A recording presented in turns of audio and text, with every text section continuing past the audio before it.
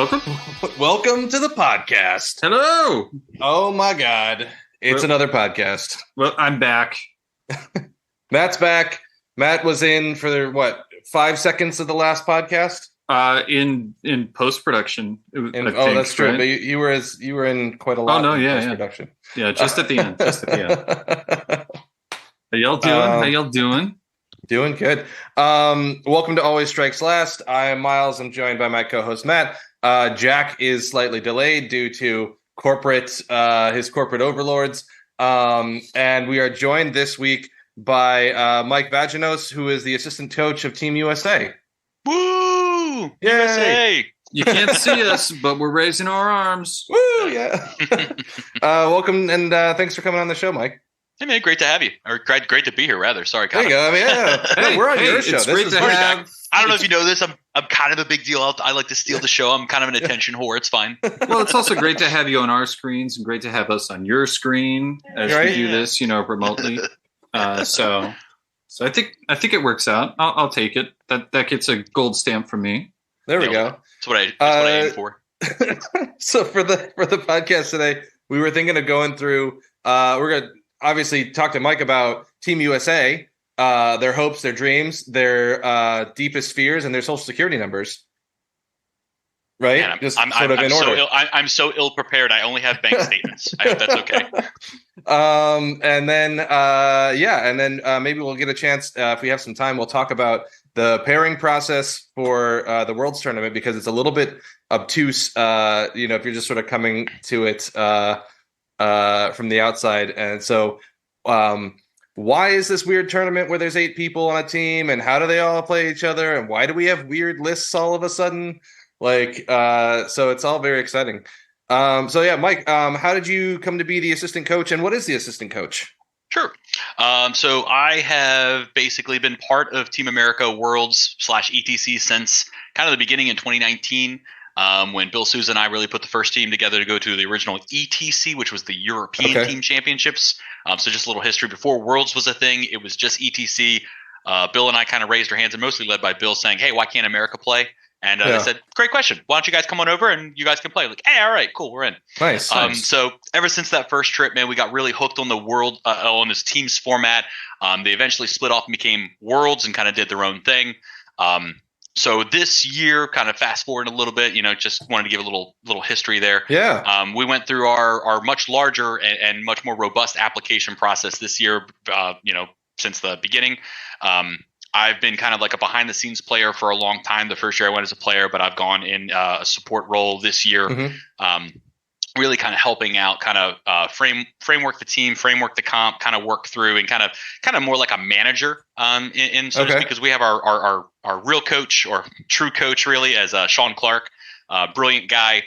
He kind of really leads a lot of the pairings efforts and kind of overall strategy. I'm kind of his right-hand man and kind of implementing that game plan. I like to really just kind of call myself the hype man. So I'm there to get people get excited. I'm there to be kind of the punching bag when we need kind of training sessions, and really kind of bring some of my Worlds experience, because I've been going for a long time, to kind of let some of the newer players get acclimated to what they should expect, how they should expect to play, and kind of really kind of bring maybe that experience to some of the newer players who haven't been able to have that opportunity to travel. Sure. I've definitely felt that in my training for my own team, right? In that, it's good to have some guys who have been there who can tell you what to expect, because there's a lot that's sort of different from your run-of-the-mill tournament. There's like a very specific terrain packet. There's this interesting pairings process. You can probably expect that everyone there is going to be really, really good. Yes, I think the real thing I really try to, and again, if anyone's been to a GT here in the States, I like to call rounds 1 and 2 the wake up round. Normally, like, you've been out partying the night before, you got a pretty good odds of like maybe just catching some local or if you're really kind of in it to win it or fighting for it. No one really expects round 1 or round 2 to be like the real like grinder rounds here, but at Worlds, 100%, everyone that you play in this caliber, in this field, and especially even in this format, it's been all engineered to basically get the hardest games possible is what they're trying to aim for. You should basically treat every round starting from day 1, round 1, as this is round 5 finals of any GT. Scary. So we get to do that 6 times. Yeah. It'll be that great. scares me. Yeah. I'm not a fan of that at all. And and that's honestly my favorite part of the World's format is that there's only 2 games a day, and it's Oh my God, and so I don't know if good. it's because of that, but man, does that help kind of clear your head? Because if you had to do 3 and 3, the mental fatigue would just, I think, burn people out. It really would. So that changes it entirely, right? Generally, I think I have 3 games in me when it comes to any day that I'm playing, right? 4 if I've been, I don't know, like I'd have to do an insufferable amount of illegal substances to stay in that long, right? Sure. But Maybe that's why they're doing it in Amsterdam. I don't know. Oh, there you go, right? But like 2 a day is great because I don't know, just when you've hit your second game in a 3-day tournament, and then you're like, okay, well, this one, this is going to put me up to, the real decider, because the third game, like you're saying, the real decider of where you're going if you played your first 2 games well, right? Yeah. Right. So like you have to have that stamina run, but having only 2 games in, you can give them the equal amount of time. And more so, you're not playing from early in the morning to late in the day. So that's an even better. I love that. Why don't we do that? What I really also appreciate about the format too, and not only is it a lot more fun to play on teams because you're playing for your teammates, right? Like you lose your round 1 in a GT, like cool, I guess I'm in the beer rounds now, just gonna have some fun. Where now it's like, if you took that really hard loss in round 1, man, you got time to shake it off and like, all right, cool, round 2, let's go, new set, new parameters, it's a brand new day. And I really have kind of pushed that for some of our players this year. It's like treat each round as if it's a new day, man. Because like you might get paired into something bad, you might get paired something into good. We just need to execute as we expect. So right, because it's not it's not all about how you do. It's about how the team does, right? And if you go down hard, that might be totally fine if that was expected, if that was part of the play. Exactly. Yeah. And so like what the teams format really allows folks to treat this game as is you're no longer playing like football style where any given Sunday, any given round I could get knocked out. It's not, man, this is a series. Look, your one game is a part of this series. And if you get skunked here, but your boys got better pairings and they kicked ass for you and carried your back, hey, you did it for the team. That's basically your mentality. That's your attitude. That's the way you need to kind of approach it and run with it. So that's pretty exciting. And and it's definitely like been an interesting thing where like games that I would have shook hands on at like a GT where it's just a solo game, I'm like, nope, we're playing it all the way through. I'm going to get as many goddamn points as I can possibly get out of this game, right? 100%. Because it matters. Well, and even more so because they do differential at Worlds as well, too. So any 1 point you get could be taking another actual round point away from your opponents. And and to your point, it's a lot easier if you're just playing for yourself in a singles to shake some guy's hands like, hey, you want to go get a beer? You clearly won this one. Let's go. Yeah. It's like, but now you've got your buddies, your teammates, everyone that's like counting on you for these points. Mm-hmm. So it's like, and there's a way to do it respectfully, of course, but you are definitely like, you're never quitting. You're never shaking hands until the final dice is rolled, the final point is tallied. You play that game as hard as you can. Absolutely. Which is funny because that mentality I always try to play in the first place, which can be a little bit frustrating, but I like to play long games in the first place. So it makes it really interesting when like let's go get a beer, shake hands thing comes up in smaller tournaments. It's kind of nice, and it sounds a little bit more refreshing to be like, no, we got to finish this game, right? For sure. Until all the models are gone, we're in a game. Can't call it early. Yeah, I'm in a very, very similar, but depending on what I'm playing, I'm on the opposite ends of those spectrums where it's like, I've been in like playing really aggressive style lists in the past where it's like, boom, I just got this double into 3.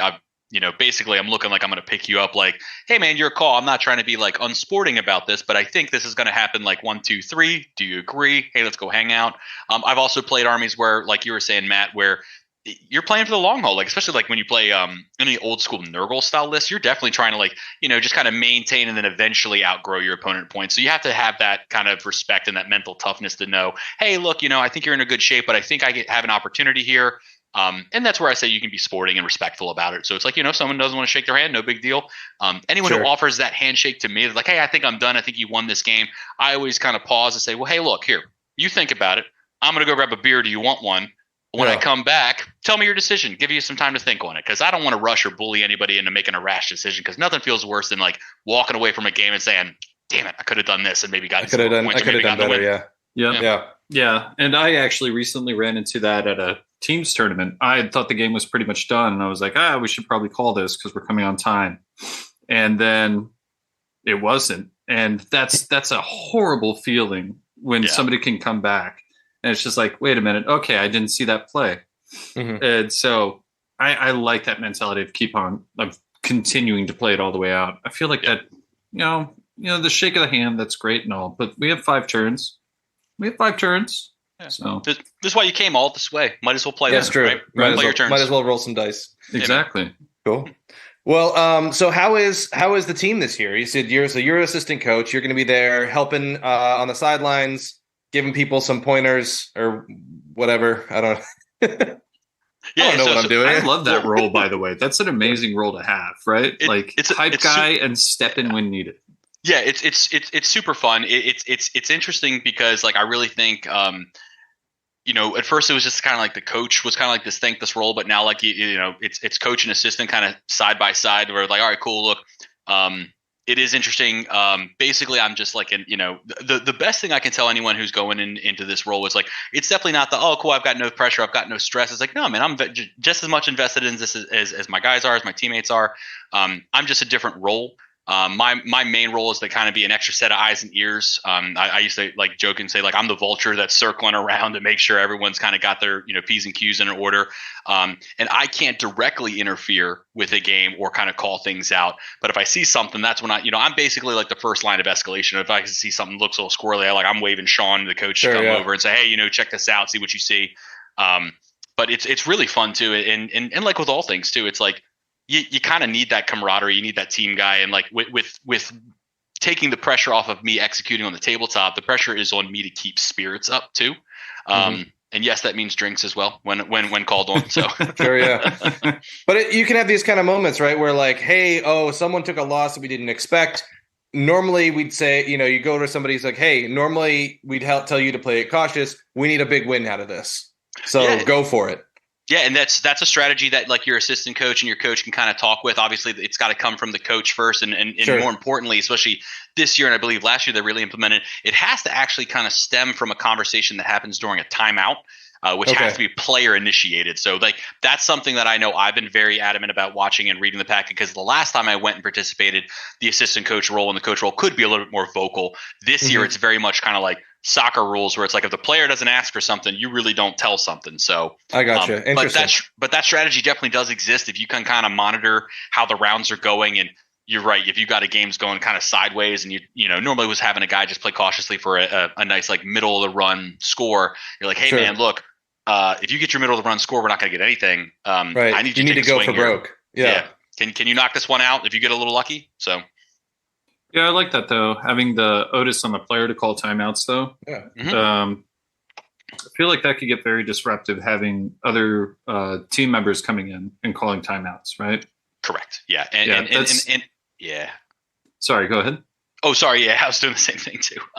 It can be, and I've definitely seen years in the past where that is exactly why, in my opinion, this rule has been implemented. It's to keep the pace of the game moving, because it sounds like you have a lot of time when you get to Worlds and you read that packet. You're like, oh man, we got 30 minutes for pairings and a 3.5 hour round. Oh, never have enough time.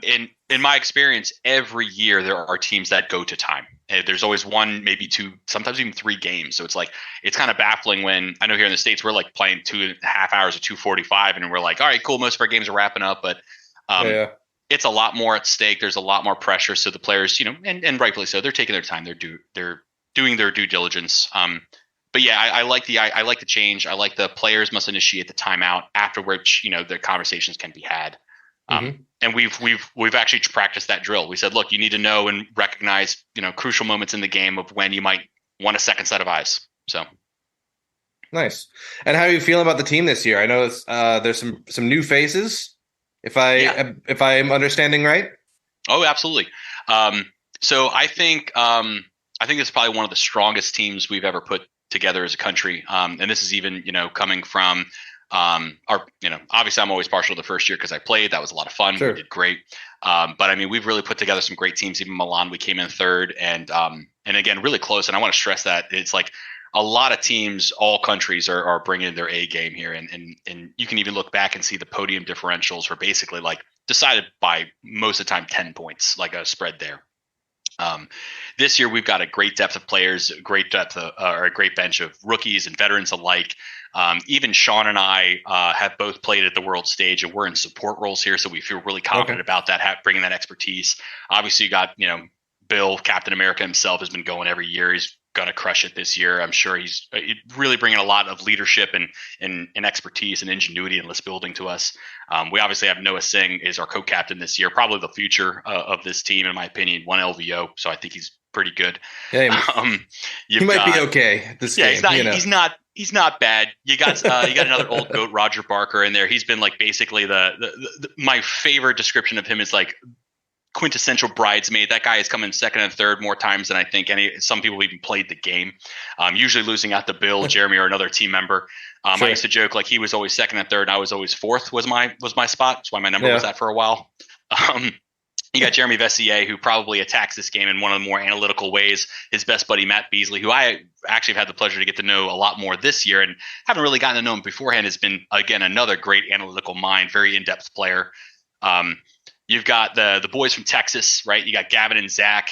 Gavin was supposed to come with us one year, couldn't make it. We finally happy to have him travel with us this year.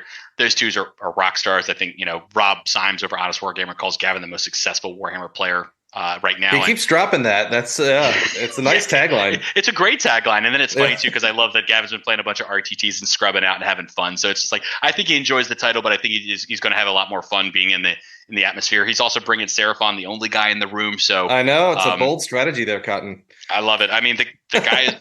The guy knows what he wants, man. I am sure it will surprise everyone and delight everyone at the same time. For sure.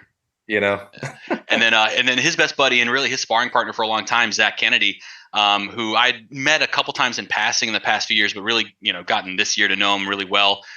Basically was described when we first met Gavin as like, oh yeah, he's better than me. I'm like, well, yeah, that's a tough order. And he has been absolutely as advertised. His approach to the game is fantastic. And then of course we got the man, the myth, the legend, Tom Wan, the Texas master who doesn't live in Texas. He's just an enigma of all things gaming.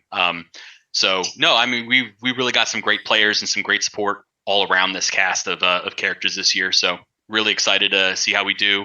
We're just going in. We've got a game plan. We've got plans. Now we just got to execute. It's time to play. That's awesome. Well, we're excited because Matt Beasley's from Seattle, right? Yep. So both Matt and I have had the pleasure of playing him a number of times. And I would describe him as somebody who will, with the best of intentions, completely talk you out of doing whatever you were about to do. Yeah, I think I agree with that full-heartedly. I think there's a lot of folks on our team, and just goes to show you like the nature of our character. Like, if we see a mistake you're about to do, it's like critical. Hold on, brother, pause for just a minute. Yeah. I do not advise this, and it's funny too because like it's like I've had everyone on this team somehow talk themselves out of winning a game because they've been nice and said, "Hey man, don't do that," or it's just wild to see that. Well, and it's interesting too because he is probably one of the easiest games that I get to play as far as like laid back, but we came to play, right? I think Beasley is probably one of my favorite opponents because of that. Like his intensity is calm, measured, and friendly, and I think it's worth stating that anytime. And I regularly get my butt kicked by him. He has a Sunday, show up, play at his place out here that we do pretty much every other Sunday. And every time I get out there, it's usually a game against Beasley. And it's like, okay, how many points can I just barely lose by or a little bit more? It's more, how can we get to the point of maybe breaking even? Because he's such a meticulous player. But, I can never stress enough how fun of a game Beasley always is. I love that he's on the team this year.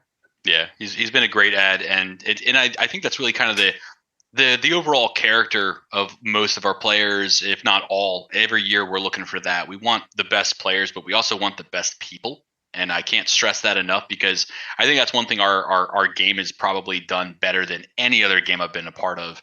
Is our community is fantastic. I completely agree. Sportsmanship wise, gamesmanship wise, I mean, we really do kind of strive to keep this community alive. It's kind of one of those things where it's like if this game were to ever be blown up again, knocking on wood, I don't even care what game we all play as long as we're all playing together. There we go. 100%. Yeah. No, that reminds me. I'm actually running a new players event right after Worlds. So nice. That's awesome. Yeah. So speaking of trying to build the community, yeah. So I'm gonna come back, get my Cruel Boys out of storage, and play 1,000-pointer. Nice. With a bunch of new guys. So it'll be a good time. I'm just there to have the odd, in case there's an odd number of pairings kind of thing. But no, that's awesome, and I completely agree that I've played a bunch of different games, and this is the one that really sticks with me because of all the people, right? Yeah. It's such a positive community. Everybody's and so many people I play are like, look, this game's not worth winning if I don't win it cleanly, Yeah. I used to joke all the time. I would have like a little speech if I'd never played anybody before. It's like, hey, I'm so-and-so. I'm here to kick your ass. I hope you're do the same. But if we don't want to go get a beer afterwards, this was not worth it. Sure. Like you can be competitive and sporting at the same time. Yeah. Yeah, most definitely. And it really is a testament. Like when 2.0 came out, or I guess 3.0, right? When the latest edition dropped, it was rough for a lot of players, myself included, specifically because of the army that I decided bullheadedly to play at that point in time, which was just the laughing stock of the start of that edition, before we got the White Dwarf update. And the only thing that really kept me playing, and I did see a lot of other people drop out of the game itself because of the massive change to the rules and kind of the ebb and flow and how points are tracked, et cetera, yada, yada, yada, yada. But the community really is what kept me playing. Just the supportiveness of each player. We're all here to have fun first. Also win, but we got to have fun. So it's really awesome to see that mentality is taken all the way up to the world's level, especially representing America. I think that's great, right? No, absolutely. So bringing us back to Worlds, Mike, I think you mentioned this in passing earlier, in that each round is 4 hours, but the first 30 minutes is for the pairing process. Yeah. And this is the thing that really makes Worlds what it is. And so we have devised a little mini game that we're going to play here, where we attempt to do the pairings for Team England versus Team Finland. Oh, okay. All right. So two teams that neither of us have any real stake in, I think, unless you know a bunch of Finnish people that I don't know about. And so we can go through the motions of doing the pairing process, just to show people at home how it all works. Yeah, for sure. Do you want to kind of go through the process overall, or you just want to just jump right into it? Sure. So the process overall is each of us is going to bid army face down, and then they'll get revealed. I mean, we'll just say them out loud for the purposes of the podcast, and then we'll each have a chance to bid 2 counter armies to our opponent's pick, and then they'll get to pick the final matchup, and then we rinse and repeat. And then there's some interesting thing that happens in the last round because we have we don't have extra teams to be bidding against. Yeah, and I think the one thing you may want to clarify too is that the Worlds format also has what's called mission stacks. So yes. Depending on when you're finding your team. So in this scenario, we could figure out what mission we're stacked. There is an order of what missions. So for instance, when you do that first blind bid, you're doing that first blind bid on mission 1, and then you attack into those. Then once that's settled, then you go into mission 2 and 3 and et cetera. And to your point, when you get down to 3, that's the real tricky one of, basically once one card is left in your hand, it automatically goes down to the defender roll on 4. And then so when you're really picking those attackers in round 3, you're not only choosing who's attacking this current defender, but who's going to be left over to go down to the next game. Right. No, exactly. And it's really interesting that they have the missions are different for every person, because it's cool. I like that we have all of the missions in the GHB are in play, even the ones that, sometimes. I love it. I love it. Yeah, it's far more representative. It's a lot of fun. Even the goofball missions. Again, because they're published ahead of time, and I tell people this all the time. It's like people get really frustrated when it's like, oh man, I played twists and turns and this objective would never turn back on. I mean, like, and don't get me wrong, eventually you're gonna have to get down to a die roll. I get that, but it's part of the controls that you can play into. If you know the missions ahead of time, you can prepare for them, which I'm sure every country has done, and especially this is one of the constants that I promise you every country is looking at. So this is something that is, in my opinion, going to be, and it is the most fun to watch, because like, especially if you spectate it, which I know TSN is covering this. I'm sure he'll be talking about it. He'll be talking about this mission. What is it doing even before he sees cards flip on whoever he's covering, because it's a big deal. It goes into a lot of the strategy for sure. And I'm definitely pushing to have him stream us round one, obviously. Oh, 100%. Well, that would be... I'll poke him. So I'll poke him for sure. Sounds good. And I really love that those missions are in there. To be honest, like I feel like that's almost even more competitive, right? Because even playing just in that mission, if you walk away from something and there's a bad roll, that objective doesn't get turned on. What's the first thing, if I were in a coach's position or a support position, that I would say, in practice for that? Do you have a plan for that? Right? Yeah. So like, I think it's great. I would love to see that actually filter down through all the other tournaments. The more we have those wacky missions, the more we can all be, better players, to be 100% honest. If you know how to deal with adversity, Yeah. The easy stuff comes natural after that. Yeah. It's actually really funny too. So like one of the things we do is we have a feeder program called Minutemen program that we do for Worlds, where me and Anthony Lawrence kind of co-run it to kind of really farm like a whole depth of players. And we invite anyone to come in and join. And that's kind of like really where we kind of do the applicant process. And one of the things we do is these kind of like little training sessions. And good or bad or ugly, we'll see how it turns out. But like there was, after this GHB dropped, I want to say probably a solid 3 weeks where the only challenges I published for people to play, and they did, was playing twists and turns or battle lines drawn. It was like the goofball off the wall stuff that we're like, no one's going to see this in a GT, right? Good. You're going to play it here. You're going to learn how this works.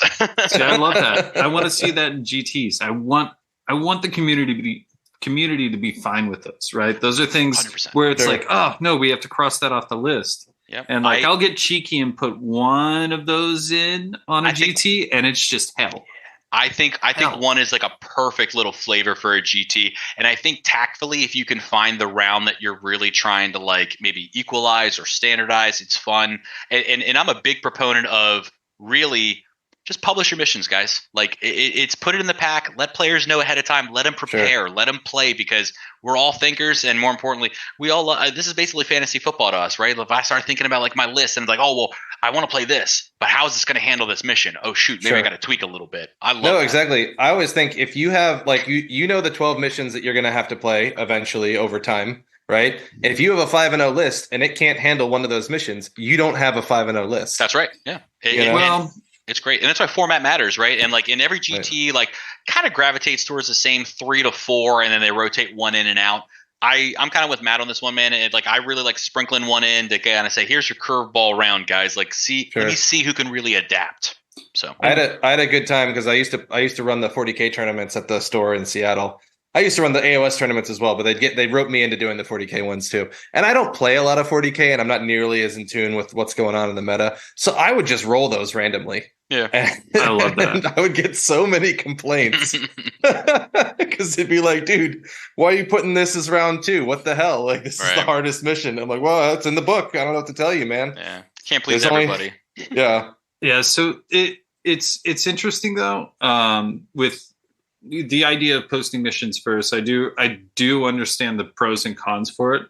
Sometimes I almost want to hold back on that, just because people, and that may be more of a local area thing, where people are so offended by these high risk, almost not as player interactive missions, right? And so when you post those up, it's like you're almost guaranteed to get a lesser attendance.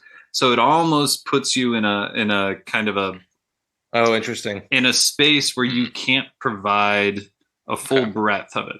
I had not encountered that, but that's an interesting take. Yeah. Well, the Playside book is also a little bit further away, so we have to really balance it. But I think the best place to really put that in would be the third mission on a 5 battle tournament.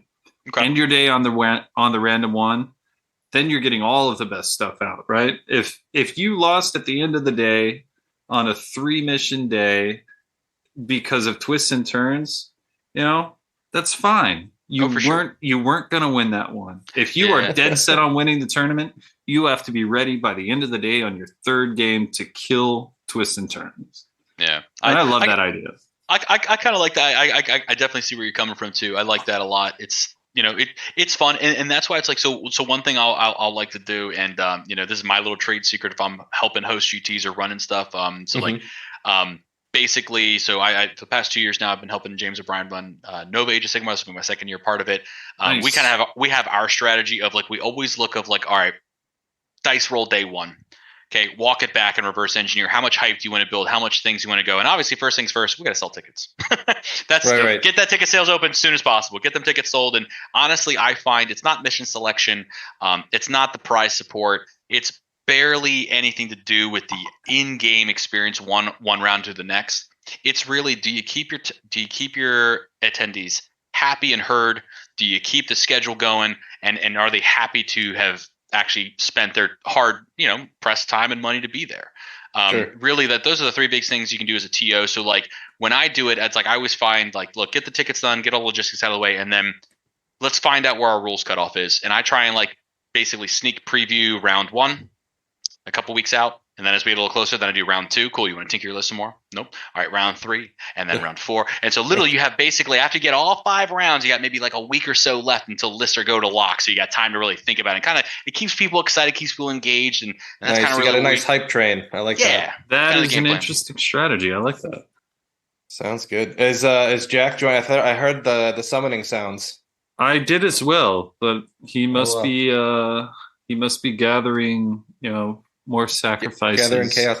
All right. Well, we have precious little time left in this podcast. So let's get into the meat of this pairing. So sure. Let's run through real quick the teams and their lists, and we won't need to go like in depth on these lists, but just like a high level idea. So real quick, Team England, we got Illumineth Realm Lords with tech lists and a bunch of Sentinels. Yep. We've got Gloomspike Gits with 32 squigs. We've got Soulblight Gravelords. 72 squigs, right? 72 squigs. Sorry, 72 squigs. Yes.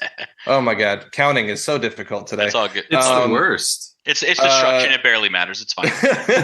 We've got a Soulblight Gravelords, which is the old Soulblight Gravelords, with about 1 million zombies. Yep. That's actually 160. If I'm getting that right. Yeah. We've got the Carriage Overlords, but it's the Grundstock Thunderers build. So 30 Thunderers and an Ironclad. Mm-hmm. That's a pretty standard looking list from what I've been seeing. Yeah, I was about to say. I mean, so far, even just looking at these front 4 lists, right? I mean, these are pretty like tried and true lists. No real adventures taken here in this storybook. A fun Sylvaneth Tree Lord list, though. Oakenbrow, that's kind of a little just some fun curveball. Slaves to Darkness with 6 Varangard and a bunch of Knights. 12 Varangard. 12 Varangard. Oh my God, I almost missed the other 6. Yeah. Miles, you can't read today. No, I'm having a hard time. Fire Slayers. Looks like 50 Volkites and 15 Hearthguard. Yep, double Flame Keeper. So looking to proc those bonuses for sure. Yep, and then Disciples of Zeech, Guild of Summoners, but with Pink Horrors. So which is Pink Horrors and Cockatrice, kind of as a sort of defense, more defensive sort of shield wall build. Wait out and tank. Yeah, and he still has those 2 mortal heroes, which are pivotal to the list. But I mean, he still has got that nice meat of sitting and holding. So it's doing standard Tzeentch things while trying to gain that long term value. Very much like how Matt was describing. This guy is not shaking his hands until round 5 is completely done. Absolutely, he's here to grind all day. That's the way to play. So that's Team England, and then moving on to Team Finland, which amazingly in the packet we're right next to each other. So this is fantastic. I really thought that's how Rob did pairings, was just alphabetical when I saw this one. Team Finland leading off with Skaven. That's exciting. 9 Storm Fiends and Thanquol. A bunch of some Warp Grinders, some Rattling Guns. Just mostly 9 Storm Fiends. Yeah, went with the Warp Grinders over the bridge, which I like. It's a nice take. It is a nice take. Another Fire Slayers, also double Flame Keeper, so very similar Fire Slayers. A little bit of a mix-up. All Volkite Berserkers, no Hearthguard, but really a very similar idea. Yeah, he put his Runefather on a Magma Droth here to kind of give that extra hitting power that the Hearthguard unit doesn't have in this list. Yep. Sure. Beast of Chaos with a Be'lakor. That's a nice little twist. 15 Bulgors, and then 20 Ungor Raiders, 10 Ungors, and a Cockatrice. Very nice. Very nice. That's going to be kind of a fun one because Be'lakor can't do the thing unless I guess he has to deploy. He's on a full null deploy list. Correct. This best case for Team Finland here. This list is they'll have Be'lakor on the board and potentially everything else off the board. Yep. That makes sense. A Karajan Overlords, very similar to the Karajan, almost exactly word for word the Karajan Overlords we just looked at. Right, 30 Grundstrock Thunderers and an Ironclad and the same heroes. So this one has a code right, which is a nice add, kind of a little tech piece here, which is interesting to see how that plays out. But yeah, this is fundamentally about the same list. This one went with the bridge. Oh no, I think the other one went with the bridge too. Sorry, I think they both had the bridge. Yeah, that's right. Yep. But yeah, the code right's a nice add. I didn't think England took the code right. No, they went more. It's kind of fun. Yeah, I like it. They went double navigator, so that's cool. Because the thing he switches is your once per game ability. The article, yeah. Yeah, exactly. Yep. Jack, welcome to the chat. Oh, summoning time. Oh, I finally made it. Slow speed hopefully has made my presence really heavily anticipated. Sorry, guys. Yeah, we've been we have foretold you're coming. In accordance with the prophecy. The moon spoke to us. A little cultist sitting in the corner of my apartment going, yes, it finally worked. Oh, that's right. My dial-up is like the old moon rule, right? I just couldn't roll that 4 up. We're just going through Team England and Team Finland's list. We're almost done with Team Finland, and then we're going to start in on doing a little pairings. Nice. It's exciting stuff. So next for Team Finland is Gloomspite Gits. This is, again, very similar. 72 Squig Herd, some Boeing Bounders. Yep. This is like kind of, I think most countries landed on this as kind of like quote unquote the stock build, right? It's like 4 units of Boingers, 2 big bricks of Squig Herd. I think the only real change in pace, and not with these two teams, of course, they both took Grink Rank for the fight on death, but it seems like basically countries are making the decision of whether they go Grink Rank or Scragrot is really kind of what they were going, and then fitness support pieces around that. But no, this is pretty good, and the real fun part about that list I really like is both people kind of really manage their grand strats really well. So I like that. Yeah. The double triumph. I love that. Can you elaborate on that just for our listeners? Oh, for sure. So it's really interesting to say, like, you know, when you're taking with the Gits, I mean, obviously everything feels really good, and a really common one that most armies were taking in a GT setting were like, you know, was chasing the moon. But in this case, when you're going with like, especially after the points increases, you find that like that little, if you're going this Squig Herd heavy, you're taking that Squig boss, and he's probably, and I want to say without fail, the general in most countries, if not all countries list. Sure. That little hero is quite snipeable. So like, I think a lot of countries just kind of took the conservative route and did not take Chasing the Moon to make sure that grand strat was always in play for those late game grinds, which was a very smart play, I think, for most countries. But also, you're not allowed to double up on grand strats across lists. So him taking a generic grand strat meant that somebody else couldn't take it. Right. Which, yeah, and that's a fair point too. I didn't even consider. I forgot to even talk about that earlier on. Which, so having no duplicate war scrolls is a big deal, but only being able to take 2 grand strats across your entire team is a big deal. I think aspect of the champions, you could have up to 3 of each one. So that 3 one was repeats. That one was less starved, I'll be honest. But yeah, this one I really think it's if you were to talk about Gloomspite in a vacuum, like, oh, they're just going to take their grand strat, no big deal. But I think a lot of players, and especially at this caliber, have found you're doing Chasing the Moon, man. That's a quick 3-point snipe away from like maybe not winning that game as hard as you want to win. Sure. I know one thing we struggled with was who gets the Umbral Spell Portal. For sure. Yeah. There's always those coveted ones, right? Those pedestal war scrolls. Like, all right, who's getting this? Who's getting that? Like, It's definitely conversational pieces for sure. I love that about the team format, right? Like you'd never had that issue before, but if you need it and the other two lists do too, all of a sudden it's a really interesting way to shift the thinking.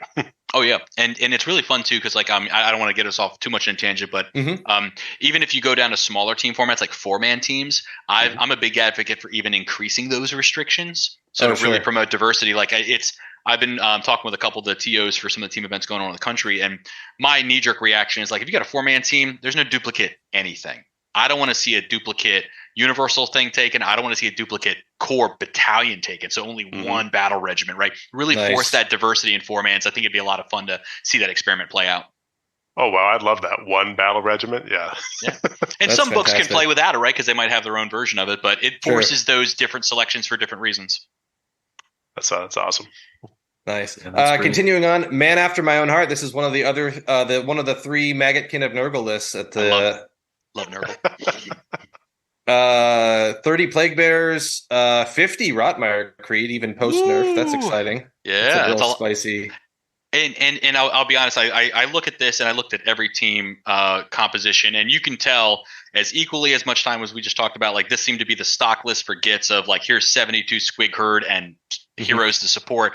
You could tell that was on every country's mind. Is we need 1 to 3 things that are just like on a lightning rod into this that like they don't want. And I mean, 50 Rotmire Creed, even post nerf, that's still 100+ shots a turn. And it's so many shots. When your Squig Herd only have a 6-up save, man, they're all threatening damage at that point. So it's like no bravery, indomitable, inspiring presence is why they're going for the double indomitable. This is just pure volume at its finest. And you might just, even better, take advantage of, oh, hey, look, they did this, taking at sharpshooters and really kind of split firing. And again, in that Gits matchup, looking for those little foot heroes, man. If you get those foot heroes and just let the spread of disease do the rest of the work for you, I mean, I really like this idea a lot. No, absolutely. No, and they got Bloab and Ograts, little force multipliers there. And they're just so good. Lumineth Realm Lords, which is very similar to the one that England took, 40 Sentinels, 20 Wardens, techless, and 5 horses instead of, I feel like the Ruse are the ones that you see usually. He looks like he got the spell portal in this team. Yeah, it looks like, it's like, so basically a unit selection different and a spell, an Umbral spell portal, or sorry, not Umbral spell portal, but an endless spell different. Like this guy doesn't have Gnashing Jaws, whereas Jack has Gnashing Jaws. So it'll be it definitely plays into some strategies there for sure. And then finally for Team Finland is Slanesh, Keeper of Secrets, Contorted Epitome, 44 Bliss Barb Archers, and the right choice. A smorgasbord of Seekers. Yeah, I love this list. I feel like this is about as close to stock as it gets for Slanesh right now. I think so. 33 to 44. I would never, I know some people went all in on that when they saw those Bliss Barb Archer War Scrolls. I think this is the perfect number because you need other pieces in the list to really kind of get the most value for it. Yeah. Well, and we've had a long-standing joke, which is that it's actually impossible to assemble more than 11 of them anyway. So yeah, it's so. Yeah. And then they all break and everything. I think the one thing I'm not seeing in this list that I really wish I could see is the mask. That's like one key piece that it's like, I love that unit. Oh my god, it's so good right now for all the trolley like decision making stuff. Yeah, right there we do. Yeah, I find that I lean towards the mask when it's more fast moving combat because the mask is great at tying something up early on. That's just my preference, but I'm not playing Worlds. I just not to go down a tangent. I'm tempted to put that unit right now, like in every chaos list, because it has the potential to change decisions or to like force your opponent to always think about their positioning, like at every stage of their setup. Whether you're going to block them or snipe something or, maybe just take a point sneakily. It's great. Yeah, it's so good. Easy battle tactic first turn as well. I'm going to gush with it. Gush with you on it as well. I think it's a great unit. Definitely needed for list variety. I feel like it supports quite a few different types of lists. Maybe not at like the top level, but on like a 3-2 or 4-1 list, it puts a lot of lists up to a 3-2 or 4-1. I think for me when I'm looking at list building. So why don't we put Mike and Matt? You guys are on Team England, all right, and Jack and I will be Team Finland. Sounds good. Sounds good. And we're playing round 2. So Round the 2. first mission is only the worthy. Ooh, I love that. This is the most fun. This is on theme. This is the most fun of the rounds, in my opinion, in terms of the wacky missions. Oh yeah. Right. This is definitely a fun one. I like this a lot. This has definitely got all the goodies in it, right? Like none of the traditional scoring ones for sure. So only the worthy. So all we know, Jack, is that we're going to put down a try to handle everything. So my thinking is we'll try to put down our most all-comers list because we have no idea so far what they're going to put down. They've got everything to play for, and it's only the worthy. So something with a lot of GCs is probably a good idea. I'm thinking Fire Slayers. I think that's fair because we want to save the toolkit choices for later. See what they do. Right. This is a safe bet. Of course, I could be wrong. Mike, you're the master of strategy. Don't tell us now because you're in the opposing team, but afterwards tell us what we did wrong. Oh yeah, okay, great. Let me tell you, there's a reason why I've got Sean running pairings this year and not myself. There we go. Yeah. I'm not the pairings guru, I promise you. I'm okay at them, but I'm not great at them. Fair enough. Still, our Fire Slayers are on the board. All right, so that's our face down pick. Okay. I'll be honest. So I'm thinking out loud here. There's a couple different ways of doing this, and Matt, like I'd be curious to see what your takes are. Obviously, I think that the team's spot on here. We see a GC mission. I want to throw strong GCs into it. Fire Slayers are definitely up on my bat. I also really like the idea of maybe using Tzeentch in here as well as a defender. Yeah. They're really good at. Sorry, go ahead. Oh yeah, just wrap that. They're really good at holding as well as really great at sniping some of those things. I also am recognizing from what I'm suspecting of my opponents that they're looking at Fire Slayers as well. So that means I kind of know Fire Slayers with that Nulcidian icon is going to be a pain in the ass for my Tzeentch guy later. I'd rather maybe kind of throw that down as a defender to make sure, maybe if they didn't go Fire Slayers, that if they attack with it, I know I don't have to take that. I'm kind of keep my defender as well versed as possible. But those are kind of where those are the two that my head, at least with this Team England comp, gravitates towards. What are you saying? So I approached it from a different angle with Tzeentch as well, though being my choice. Guild of Summoners on that list, right? Sorry guys, I don't have the list up in front of me. That's okay. Guild of Summoners and a ton of horrors means at the as the battle continues, we can pull out more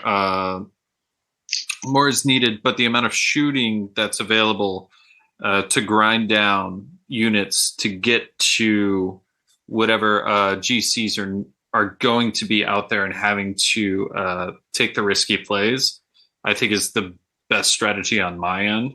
And more so with the ability to bring a lot more wizardry out. We're also avoiding a lot of the hideability of GC units.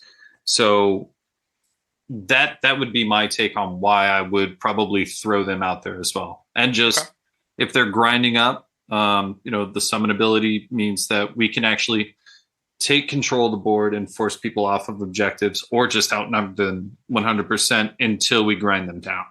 Well, so careful about that, Matt, because this mission is specifically only the worthy is the one where, if I'm not mistaken, GCs can trump scoring. So if any 40K players out there, they've got objective secured basically here. Right, exactly. Yeah. So our Tzeentch horror numbers will count for nothing if their GC was the first one on it. So we got to be careful and respect that for sure. And that's kind of where my head's at. It's like, I kind of want to do it, but maybe not. And so that's where I'm thinking, use the sorcery to nuke the GC, right? Because that just goes straight through them. We don't have to worry about being a marksman or anything there. Pop all those horrors on an objective and let them try and kill you. Just make sure you're on the edge of the objective. And as soon as they start killing stuff, you just start filling up the objective with all your little blue horrors until the unit that needs to be there can take out that GC. I like that. Just eat up the real estate. That's a good idea. You know what? Let's. You know what? I'm good with you, man. Let's lock that in. Let's go something different because nobody wants to see the same strategy, right? Let's do that. Let's go. Sure. Let's lock it. Let's lock on our Tzeentch as defendant. Okay. Final answer. So we've got Tzeentch and Fire Slayers as our defender teams. Now, Jack, it's back to us. We have we're staring down this Disciples of Tzeentch list. Who are we going to throw at Team England to fight it? All right, let's recap. What are our 3 cards again? What are our 3 lists? So we have Skaven, Beast of Chaos, Caradron Overlords, Gloomspite Gitz, Maggotkin and Nurgle, Lumineth, and Slaanesh. Oof. Yeah, so a lot of good options, honestly. I feel like we want to save Maggotkin because Maggotkin is sort of our anti Gloomspite tech. Yep. We want to save Gloomspite. Gloomspite, I think, is terrible into Tzeentch because it shuts down all their magic and they have such good long range stuff. Kill all the heroes too easily. Yep. So I'm kind of leading Lumineth for a potential magic off because I think Lumineth can out magic Tzeentch and they're both armies that don't want to get into it. So I think Lumineth wins that grind. Or we throw something at them that's going to be able to take out their key pieces early, which would be either Skaven or Caradron. Right, because the Tzeentch list relies on a few key pieces still being alive. Right, the Magister and Kairos and their other summoning hero. I think I like that thinking. Between the Tzeentch and the Skaven, remind me, how much snipe ability does the Skaven list have? Is a bunch of Warp Lightning Cannons in there, or what's their capacity to erase? They've got Storm Fiends is their thing, and Thankful. So now none of it is in what's it called, a Sniper Battalion, but they are teleportable. Once, or we throw KO into them and see how it goes. Yeah. Once is definitely the operative word there, right? They don't have the bridge. Yeah. They've got the that's true. They've got the Warp Grinder teams. Exactly. Yep. Yep. And well, I guess theoretically you can always null hole around the board too. But sure. Yeah. But I feel like that doesn't come up that often. Yeah, I feel like at a Worlds game that would be shut down. I feel like Lumineth for me. I feel like the magic control. Okay, so we're gonna throw Lumineth, and so we have to give them 2 that we're gonna give them options to pick against. That's right. So it's Lumineth and one other. I think Lumineth and KO. Okay, we're gonna give you guys Lumineth and KO to pick from against Disciples of Tzeentch. Okay, and then do you want us to throw our attackers down too? Yeah, go for it. Decision. Okay, cool. Okay, so we're looking at Fire Slayers here, Matt. Team Finland.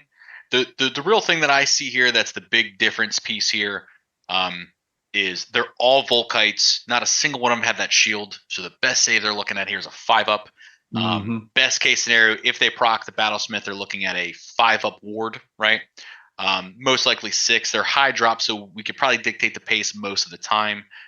They have great GCs, but again, they're all support GCs, which means similar to what we did here with our defender, they're going to basically just be in a bubble, only they don't have the bodies, I think, to fully expand. So like a few things come to my mind. I really, really love Beast of Chaos into this play, especially on this mission. The ability to kind of like drag GCs off that objective and then have mine walk on says, hey, that's mine now, not yours anymore, is a really cute tech I'm sure a lot of countries will be playing for. Not to mention the Ungor Raider shooting off the board. Volume sometimes is key here, which means I also then again really love KO here. This is fun. I mean, the Thunder build does exactly what it does. We have what else at our disposal? Another fun thing here, or at least another avenue of attack, is I like the idea of using anti-movement shenanigans into our opponents. So therefore, I'm looking at also at Oakenbrow and Lumineth to take advantage of Fire Slayer's poor movement speed. Again, being movement characteristic 4 and having our English player having gnashing jaws is just going to run rickshaw on those little tiny guys. Oakenbrow telling them that they don't get to do any pile-ins can limit their effectiveness. It's only 10-man units. I think there's 1 20-man unit, so against the 10-man units, you're just killing 1 or 2 guys and you're stepping on with 2 tree lords like this is mine now. You could just take all your big reach attacks into those GCs over the front line. Matt, where's your head at? The Oakenbrow is a little bit scary. It's going to be a gamble, right? So bringing Oakenbrow, what do you have? 2 GC there?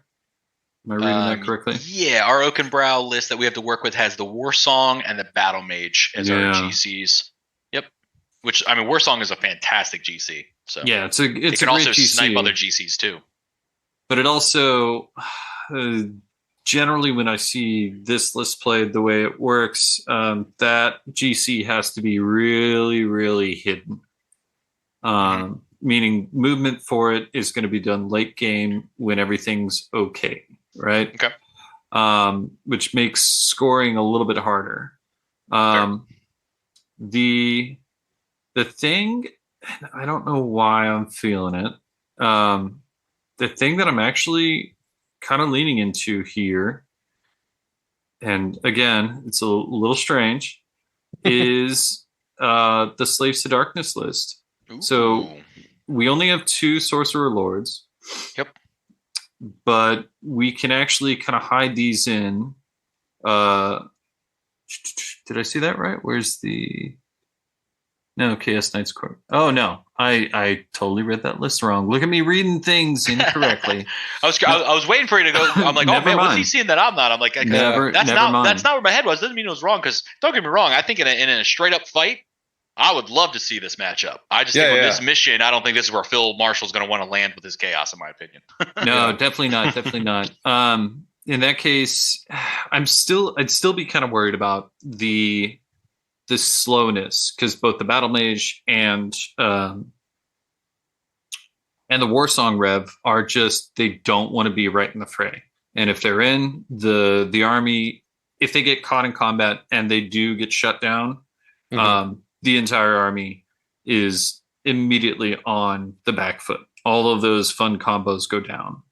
I think what I would actually love to see, and this is more again of that kind of, all right, you want to play the grind, we're going to play it even better. Let's go with the Soul Blight. We have 1, 2, 3, 4 4 GCs. A bunch of GCs. Yeah. So that immediately puts us up in an area where we're going to have more opportunities created if we need to split forces. This is already a board control army, and my strategy coming into this is let's control the board, keep them off of the objectives already. Okay. We've got Gorslav to bring units back. We've got summoning back in, which again, that's what's one of the best ways to deny somebody an objective. If they can't step on it, it's not theirs, right?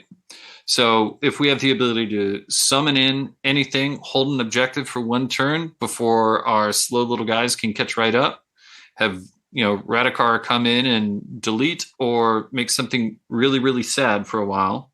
Plus we've got the Amethyst Pinions on that Vampire Lord, which means he's going to go fast. The other one's a Tunnel Master. I think this one captures objectives quickly. And because we have summoning, if you were playing your gravestones correctly, you immediately have board control. Okay. So that's my thoughts. All right. So you got zombies, and sorry, what was the other one you were leaning towards? Or did you guys are putting down 2? Yeah, because we got to put down 2. Yep. So Soul Blight, and didn't we have? What was your other one? So the 2 that I was looking at was I really liked looking at Oakenbrow as a potential attacker here. I really liked our idea of going into maybe a techless build here to just take advantage of gnashing jaws. Granted, they got a Null City icon, I understand that, but if they fail that 4-up the first time, that little Battlesmith is gone, and then techless can just do techless things all day. I also like the idea of potentially even, I'm really trying to make sure that the one thing I'm concerned with here, Matt, and I would agree with you on that zombies play, unless, and the one thing that I'm looking at here is drop count. All what you said is 100% correct, but in this mission, the lower drop count is going to dictate the pace of that game. And if those Fire Slayers get to that objective with their GC first, you could throw 100 zombies on it and it won't matter. And they do outdrop us. Our zombie list here in England is 12 drops versus 10 drops on that Fire Slayers they throw out. So that concerns me a little bit. It's why I was looking at some of our lower drops to kind of better get that pace. That's why when you went to that Phil Marshall Slave special, I'm like, oh, maybe he sees something here. I didn't see any teleport tricks here, potentially. Otherwise, I'd be right there on board with you. They got the Corvus. It's not like teleport. Yeah, but it's but it's not something that you can bring a GC to the area. Sure, yeah. Right. I think. I was looking for those Zinch Mark sorcerers to kind of use Tunnel Master and or teleporting. Like I thought they're going to kind of play those games potentially, but I'll be honest. This is really a tough one. I kind of really like the idea of maybe going. I still like Beast of Chaos because they can null deploy, but more importantly, they can dictate where those GCs stand. I really think we should throw Beast of Chaos with something into it. Beast of Chaos is Team Finland. Oh shoot! Did I read the wrong? Oh man, yeah, I'm running. I know you're so excited about it. I need to really pull I was on it, and I was like, "Wait a wrong minute." Screen. I'm sorry. I'm like, oh dang it! I really thought I had that. Oh man. Okay. Yeah, with Beast of Chaos, I was like, wait, we got low hanging fruit here. This is easy. Yeah, I like that. Okay, so let's do this then. Let's throw for the sake of time, let's go with Soulblight Gravelords and humor me. Let's throw the Oakenbra out there. Why not? Yeah, I think that's good. great because it's two different approaches. Again, this is coming from myself as a player, right? Sure. I don't know Max. I don't know his play style. But most of the times that I see the Oakenbrow played, those two in the back gonna stay there. Sure. So I'm sure he is going to kill it. So Jack, we've got our Fire Slayers list is staring down the throat of either Sylvaneth or Soulblight Gravelords, right? Did I get that right? Yep, that's right. What are you feeling? Well, a couple ways to reason this out. One is with logic. Others with but the other one, what would Gotrek do? Or I mean, there are books where he's murdering both. It sort of feels like so. Yeah, So he's looking down Oakenbrow and he's looking down Undead, right? So I think off the cuff, I think I'd rather fight the Undead for a few reasons that Mike showed, which is one, we outdropped them, so we can get on the objectives first. Yep. Right, and then two, I think we outgrind them.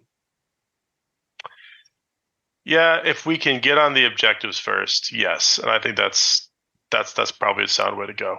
And I don't like the idea of not being able to pile in because that's really going to hurt us. And those tree lords are super obnoxious.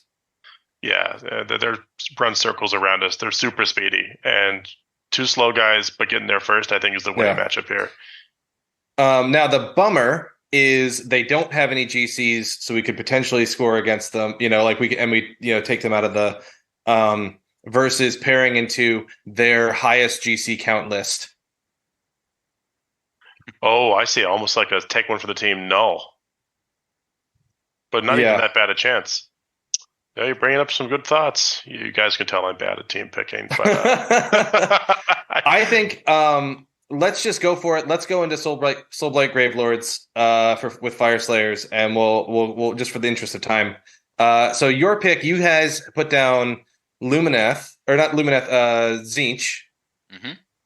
And we decided to offer you Kharadron Overlords and Lumineth Realm Lords. Yeah. A lot of lords. It's a lordly choice. Lot of lords here.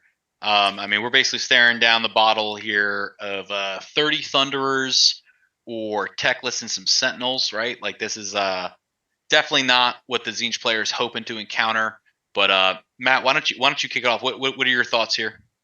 Any day, all day, Lumineth, because it's Guild of Summoners. Mm-hmm. Just give me the extra stuff. I've still got some decent shooting attacks. Like, yeah, you can throw some mortals across the board. That's really sweet and that's really cute. But if I'm going up against another sorcerer heavy army, and my summoning mechanic is going to be how many spells can they get off, which that entire army depends on to function correctly. Mm-hmm. My initial and probably, my idea would be, okay, well, we've got that. Let's go ahead and maximize it. How many Lord of Changes do you want on the field over the course of this game? Because you are going to be able to pull it off in this matchup. Additionally, if it's going to be a ton of Sentinels, like I'll be straight up. The Sentinels have a certain style of play. Everybody knows that style of play, right? You either kill it or you don't. And if there's going to be one matchup that is going to need any bonus, it's going to be the extra wizardry from that.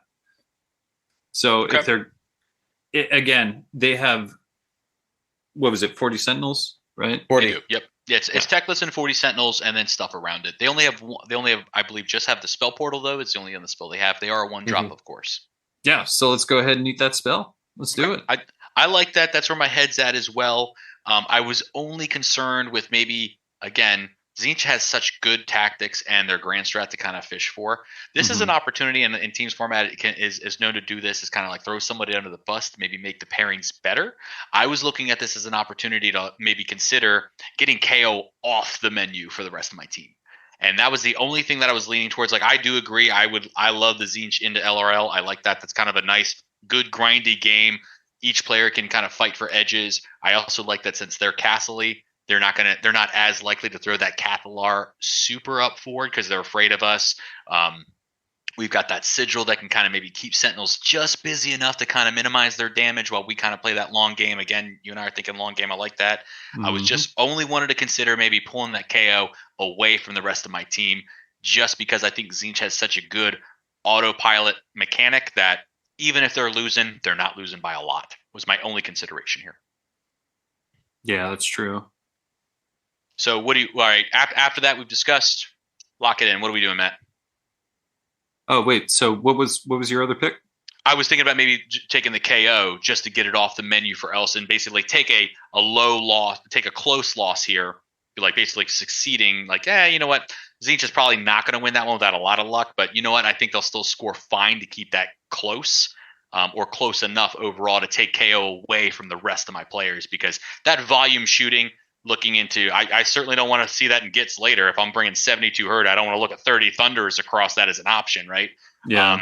If I'm looking at my Fire Slayers, I sure as hell don't want to see dwarves with guns versus dwarves with no pants, right? I don't want to see that either. So that's kind of where my head was at. I was looking in the next few rounds to say, man, these are both close toss-ups. I think I agree with you that Lumineth is probably the more winnable game, but I'm thinking of more, again, like we talked earlier, the winnable round, in saying, does KO off the table today make my chances of winning the round better? Let's see. So, I think yeah, that's probably the better way to go. The only counterpoint maybe would be the Slaves to Darkness. No. You guys you just have KO or Lumineth. Oh, sorry. Yeah, just those two. Yep. How about this? My favorite tool is this. I can roll it. You want odds or even? No, I'll lean on your decision there with experience. See, that's why it's a team.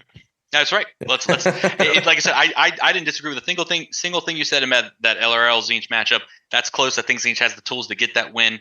But I think you're going to see a lot of countries take that veteran play of, hey, I put my Tzeentch player in there, not to win, but to lose as little as possible. And I think that's really something that this is going to dictate some pace of the game. And we'll see if it impacts these pairings. So we're going to lock that in. We're going to take KO.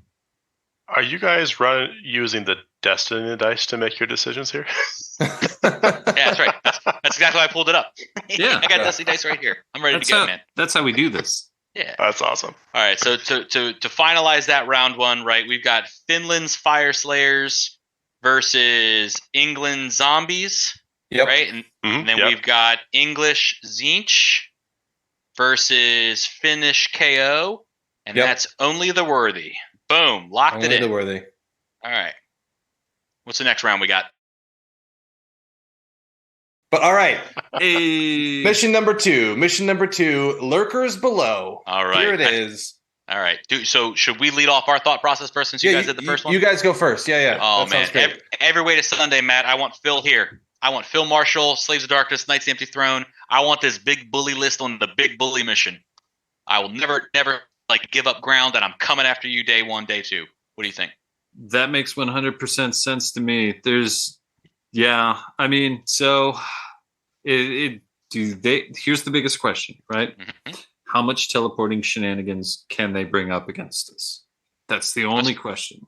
Well, so and this is why I also really like the slaves list here too, because remember, you can't take 3 without taking 2. So I think Phil has a great center mass anyway, that I don't ever see him giving up that center objective. So it's not like they can skip the line and go straight and teleport our backfield because we got nothing there unless they take that King of the Hill. And I think that's why I really like Phil's list here, because it's really hard to push him off of any one objective. And even if he just plays for center all day, man, that's a big, big, big list to throw off of that center. Sure. Yeah. I think even if you get the minor win on it, it's a huge mission to get the minor win. I think so too. Not to help you guys. I'll take all the help I can get, man. Yeah. But Matt, what's the other list you're looking at? Obviously. Yeah, so this is an interesting one in that having to start early on, right? Sorry guys, I'm so rusty. You're good.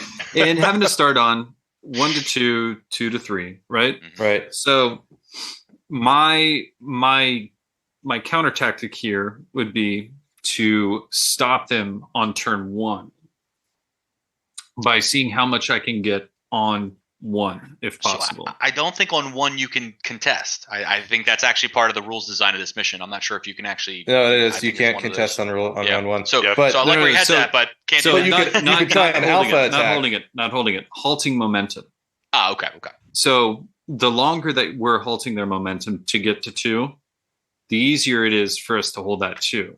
So you're thinking about like putting that wall up, kind of like trump it up, like build a wall and make them pay for it so they can't even get out of their zone. Exactly right. Oakenbrow. Okay. There. Oh, okay. You're invested in some 9-inch charges, though. I like it. So I may be invested in some 9-inch charges, but they could be good 9-inch charges. So the idea real here easy is, when you make them. Yeah, right. The idea here. My strategy is roll high. Yeah, roll high as often as possible. Love it. So really, the idea here is if we are, able to drop the trees down, all of this list is going to be able to get up to that second spot, turn 1. Yep. On our turn. That spot is ours from then on. We're always going, not always. Going from my mentality and playing this list, we're going to want to have the Warsong Remnant hanging out in the back. So that's always going to be holding that area, right? And if it's going to be threatened, we've got the ability to do our Warsong Bomb to push some stuff out. A Tree Lord can come back in and take a swipe or 2 if we've got some teleporting stuff from the other side. But if we are starting out the gate with only 3 objectives, one after the other being taken, what's to stop us from gaining the momentum turn 1 or turn 2, jumping right in and pinning them down with Tree Lords, making them strike last, essentially tearing the throat out of the mission right away. Okay. I like that. I'm only concerned with that strategy if this was like more of like the Colonel Hunter build where it actually had some meat to that standing power. I'd be, you could totally block some stuff out. But remember, they're just chariot-sized bases, so like they're pretty maneuverable. I mean, good and bad for us, right? We can move around pretty quick, but they can also get around us pretty quick too. That's my concern. Mm-hmm. But I don't hate it. All right. So my other alternative, which is what you may have taken away from me, but it's a teams format. It's what we got to learn from each other. Is I was really hoping to be able to throw zombies down here because I mean, boy, you want to talk about just like zombies would the be zombie horde. Zombies the zombie would horde be just great. walking down the middle of the field would feel pretty good here to me. Fire Slayers is also another option. Fire Slayers was the other one I was leaning on, but I kind of wanted to bring kind of a counter play to the expected, right? Okay. So, all right. Well, let's see here. You leaned on me on the last one. I'm gonna lean on you on this one. Let's go your way. Let's throw Oakenbrow on this one. Let's trust each other. All right, we're throwing it in. Oakenbrow. Love it. On lurkers. Nice. Got to trust your team. All right, Jack. What do we got here? So I feel like this mission, there's two basic strategies, right? There's there's the relentless inevitable progress strategy, right? Where you just have an immovable object that pushes the board, right? Which is kind of what that English Slaves of Darkness list was trying to do. Big Phil, baby. Go get him. Or there is the cheeky grab 3 objectives on turn 3. Like not grab them, but like the cheeky, you've got 2, you're dancing around 3, waiting for that snipe. Yep, snagging for the win, right? That's the way. And looking at our list that we have available to us, I don't see a really strong, relentless, inevitable list, right? Our Fire Slayers was really that was our big list. Yep. So I'm kind of leaning the other way, and I feel like Slanesh could be a really good candidate.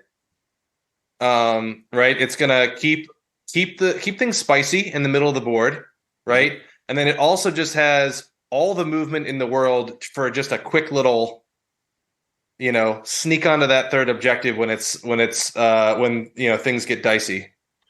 All the Seekers, especially, are so fast. They can pull that off. And they don't have to hold on to all the depravity forever. In this mission, they can dump annoying screens and do all sorts of funny stuff. Yeah.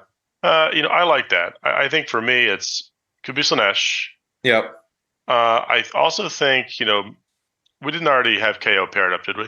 KO is paired up. Oh, never mind. Okay, I was kind of thinking. And that's ready, Jack. That's why I took it off the table, because I looked at this mission stack and I was like, man, KO gets better and better, I think, as this goes on. Yeah. I think you're right. It should be noted as a complete metagame choice here that Finland is almost entirely a forest. So you're kind of like you're playing home territory against these guys, no matter what you're doing with Oak and Browless. So I think they're playing right into our hand with this one, Miles. There we go. But yeah, we should still probably go with Slanesh. Let's go with Slanesh. Okay. Yeah. All right. So those are our downed picks. So you guys, we flip them over, and you are picking bids against Slanesh. All right. Oh, and I did want to ask, because we said 9-inch charges. Maybe there's something I'm not aware of, but with the Battle Mage and the Spite Swarm Hive. Yep. Oh no, you can get it down. You can get it down to almost a 4 or 5, right? I mean, like it's very reliable, but man, when those spells go off, you look like a rock star. When they don't go off, you just look like every other chump trying to make a 9-inch charge. And that's my only concern with that. That's where I'm leaning into that pick, is because it pays off to start further off back in the board, right? I like that. Yeah. So you're outside of denials. Yeah, I like that, and I think it's really fun too, because I think, like I said, I'm curious to see how that would play out. I actually really kind of like the concept of, like, you don't have to be fast turn 1, you just have to be fast once, and I like that. That could be cool. Mm-hmm, okay, mm-hmm. All right, so we're staring Gambling. down Slanesh. Yeah. Oh man, don't even get me started. Let's go. So we're staring down Slanesh. They got 44 of those stupid archers that break every time you touch them, so that's pretty good. Maybe we should just flick them off the board, and that's how we beat them. With that, I kind of like the idea of, well, let's give them some tough nuts to crack, right? Let's give them something where, they've got threat overload. So let's take a look and say, maybe our KO or our beast could be really good if they're looking to have 44 as their kind of base camp of operation. Kind of like, this list really reminds me of like the IDK Reavers list, right? That just kind of maybe only without the show up part. They're trying to kill you by death by 1,000 cuts. They're not quite Sentinels, but they're pretty good, especially you can, stack the rend. But you know what? They're shooting and do nothing if you can't see me. So I can hide in my boats or my magic bridge, or I can hide off the board and do what I want. I really like the attacking pair here of Beast of Chaos and Thunderers. I think that's a nightmare for any castle army to want to play against. They both offer, I think, what all 4 of us were talking about, those quick little snipe moves to maybe eventually get that round 3 objective, just to end the game on the spot. I think they can all play conservatively well to not give up the game either. I just want to make this one heartbreaking mention. Am I reading the wrong one again? Which is you don't have Beast of Chaos. Oh, God! Yeah. Give me, all right, that's it. You know what? I'm calling audible. I'm just going to call the judges right now. England, we're going to take Finland's Beast of Chaos again. I was just going to roll with it. I was going to let it go as long as we could. So again, it looked too good to be true. That's why I don't do pairings, man. I'm just making it up on the fly. It's fine. So we already have committed Tzeentch, your Tzeentch, your Sylvaneth, and your zombies. Right. So KO feels good here. I don't want to throw Gits down into Slanesh. That's a matchup I want to avoid, I think, most days. I'm almost feeling that if we're going to be up in a game against Slanesh, there are a couple of things that they do really well, and there are a couple of things that they're middle of the road. And if somebody comes in with something just a little bit stronger, it's really easy to wipe them. Okay. Right now, with this list that I'm seeing with Slanesh, I'm not seeing a way to really counter this army, and that would be the Techless army. Okay, I like that. Outshoot them. Yep, outshoot them, and then just keep on moving up. Yeah, I do like it, especially in this mission. You basically don't have to worry about spreading out, right? There is no like I got to hold primaries. Lumineth can just play the battle tactic castle game, which is really what they like to do. That's true. I mean, Slaanesh can basically get all the Ren they want, but I mean, protection Techless means I'm always going to get those 5-ups. Techless has a big target on his head, which concerns me. I was thinking KO or slaves here as my attackers. I can see slaves, and yeah. Because the one thing I really like here is we all recognize that Slaanesh, you're right, is something that if you can just get that momentum on them, they'll start crumbling. They're a glass cannon through and through. If our slaves list gets that early double, I'm not sure what Slaanesh has to hold those Varangard. Well, I mean, see, that's the scary thing to me is slaves are going to be relying on saves. Essentially. Yep. And the ability to strip them down to across the army, if I remember correctly. What do we have here? So they don't have as much Ren stacking as like maybe a traditional build. Remember, this is the Keeper and Contorted build. So I'm not even worried about the Keeper or the Contorted, right? Those are there to have fun and run around. So they've got 1 unit of Blizzbarb Seekers. That's going to mean 1 unit, probably 22 Blizzbarb Archers, is going to be hitting at Ren 2. So that's 44 shots coming at you at Ren 2. That's going to eat through anything and then get charged by 2 units of Slick Blade Seekers that are then going to hit them at a Ren of 3. And just pure weight of attacks alone, on top of the summoning that they probably get off of it, would probably decimate that unit. Now, that's entirely dependent on how that charge is set up, whether it's going to be turn dependent, which is a little bit iffy to me. Yeah, assuming they get that charge. I mean, I can't not see them 10 Nurgle Knights with the Nurgle banner sitting right up front. You're 1 all-out defense away to say that Ren 2 in combat doesn't mean nothing, right? And we're still holding our 3 up. So I like that 1-2 punch idea. But basically, we're just staring across the face of going down to a 2-up save up to 4-ups. Against these 44 archers. 1 inspiring presence away from just hanging out and saying, cool, good luck. Now we're going to push and come into you now. That's kind of, I saw, I think, a lot of that too. I think the combat is really where the Nurgle Knights are going to shine, right? They're basically just going to hold and be even tougher. The Varangard, as long as they can still keep moving around the flanks to clean things up, I think that works out pretty well. I like your Lumineth idea too. So we both agree on the KO as the attacker one, but let's pick this one real quick. Let's go on Slaves to Darkness. Okay. Now we're just gonna keep taking turns if we tie on some. I love it. Well, it's interesting because the Slaves to Darkness, like they're gonna do well on this mission for most opponents, right? Just because of the pure like anvil and hammer that they are. Yeah. Whereas with the Lumineth later on, there can be a little bit more techie stuff that they can do that will outshine. I love them in Nidus Pass, for instance, and that's kind of, spoiler alert, where I think I'm going to land, hopefully, this Lumineth if we can. All right, so we got it. We're going to throw KO and Slaves of Darkness at you guys. KO and Slaves to Darkness. Alrighty. Let's take a look here. What do you got for us in our Oakenbrow? Interesting poisons to pick here.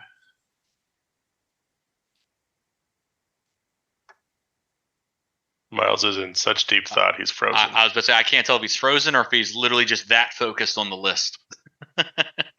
He jumped. Oh, there he is. All right. Yeah. Time has no meaning for Miles. No, exactly. He skips ahead. So, Jack, we have an Oakenbrow Sylvaneth list staring us in the face, right? Yep. And we got to figure out what to do about this. I've got one idea, which is I think that they would really, really hate to fight Beasts of Chaos.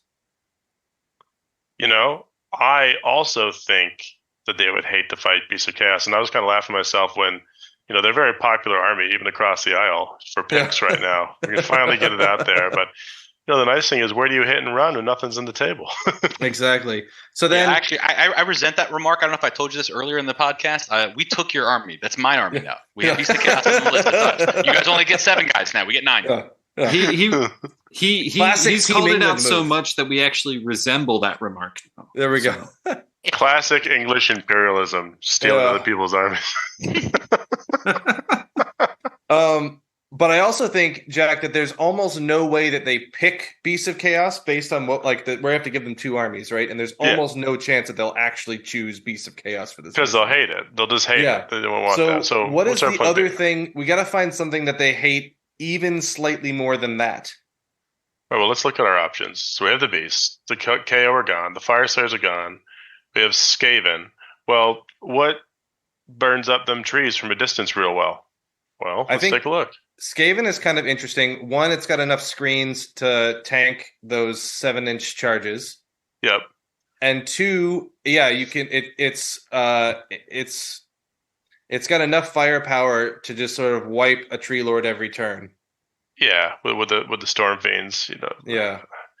I mean, the only sad thing is I feel like Thanquol is kind of wasted in that match because he's not burninating everything, right? He's just still. But hold the thought, right? All that suspense, right? Yeah. Nurgle. I don't think this is the moment for Nurgle. It's not, and we really don't want to give them Lumineth in this particular matchup. Sure, I think Lumineth would do fine. They would, but they could probably they're good in other places too. Preserve it. And then, how do we feel about Gitz into Sylvaneth? I think that they would murder all the trees because anything that kills them gets smacked in the swig runaways, right? Well, unless they are hitting and running. Oh, hitting and teleport. running, yeah. Sorry, I the order of operations there reversed on me, and my good idea is not bad. All right, good. Let's leave them. Let's leave them in the. It's tank. Tough. I feel like Gitz could be good on this mission because it is sort of a slow, inevitable move. Because I mean, not slow and inevitable, fast and inevitable. But their ability, like the squigs shine when you can tie something up in combat and keep it there, right? Whereas the trees are exceptionally good at not letting you do that. Well, also because they're dank. They've been in caves, so they're a little shiny. Also, I wouldn't call it fast. Remember, lurking below. We're not sprinting below. That's true. That's true. Yeah. Or bouncing. So I like it. Why don't we just go with our gut? Beast of Chaos and Skaven. That's true. Knotholes everywhere, teleporting shenanigans. The fate of Team Finland rests on our shoulders, and we just got to go with our best gut instinct on these things. Yeah. Sometimes the gut works, man. I like it. Perfect. So why don't you choose your attacker, and then we'll come back to us, and we'll choose ours. Cool. So remind us, we have Slaves to Darkness to pick from, and also KO. Oof, gross. And we bid our Slanesh. That's correct. Ooh, all right. Well, you're pretending to play this mission. But so this is tough. I really don't like KO in this Slanesh. Yeah, no. Yeah, avoid. Shocker. Really? That's a great John Madden commentary, and I'm here for it. I love it. You're not going to win the game if you don't start scoring touchdowns. Thinly veiled Blitzbarb dance fighters don't do well against guns. No.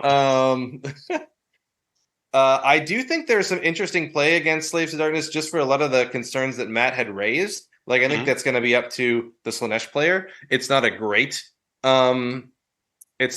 victory or like a great matchup necessarily. I think the Slanesh player gets a little bit of an advantage because it's the long deployment, and like you're not going to have that turn 1 alpha hit from all of the Varangard necessarily, or it's going to be harder to pull that off. Well, they don't have anything really to be speedy in this. I don't see like a bridge or anything. So it's just so they're they can all run in charge. Keep that in mind. That's nice. Yeah, they can run in charge, but it's 24 inches, and the Slaves of Darkness have to drop first. Mm-hmm. So we know where they're going to be, I guess. They got the Tunis Corvus, which is helpful, though, for the late game. Yeah. The other thing we can do is put the Slanesh in there and take the hit of the KO. It's not great. We do outdrop them, which is interesting. Well, we're fast enough to actually get to the boats, potentially, right? Sure. I mean, they're going to deploy in the very back corner of the back. You have to go. I think Jack was mentioning, like, if you could weather that first storm, you have enough speed to get to the boat. Yeah. After they drop, something. Operation Elephant Jumbo Drop. They're going to land and shoot, and then you're like, all right, maybe I can go get them after that. Sure, whatever's on the back lines is going to be able to make it in. Whatever is left alive, yes, you can get to my boats. Well, here's a key thing, and maybe this just me not misremembering the mission packet, so womp womp. But are they mandating a certain number of pieces of visibility blocking terrain? Are there a few which are going to be there? There are two forests, yes, on every map. Right. Whether you get alpha or beta is after pairings, and because then the defender gets to choose, or technically there's a separate roll up between attacker and defender on who gets to choose alpha beta. But there are always two forests, and I'll be honest, in all the maps they're very central. It's basically a difference of, and again, I know no listeners can't see this, but I'm holding basically perfectly lateral versus like off center is kind of the shift in where the forests are. That makes sense. I guess my thinking is I like Slanesh a lot more if I can shield those 44 bliss bar bodies from the first round of shooting. That's the biggest thing. But and in this one, you have I don't know. You have a nice deep deployment zone. Yeah, it's overgrown too, Jack. So don't forget, it's not like true wildwoods. So the boats themselves have usually enough wounds to be able to see through that anyway. Oh, you're absolutely right. So it totally goes away. Yeah, the Thunderers on the ground will be able to see you, but they'll. Keynote, remember with the recent FAQ, Thunderers in the boat would not be able to see through those far, so they would have to get them out. So this Thunder build does have to commit to you. That's true. I honestly feel like we have a much stronger matchup versus Slaves of Darkness here.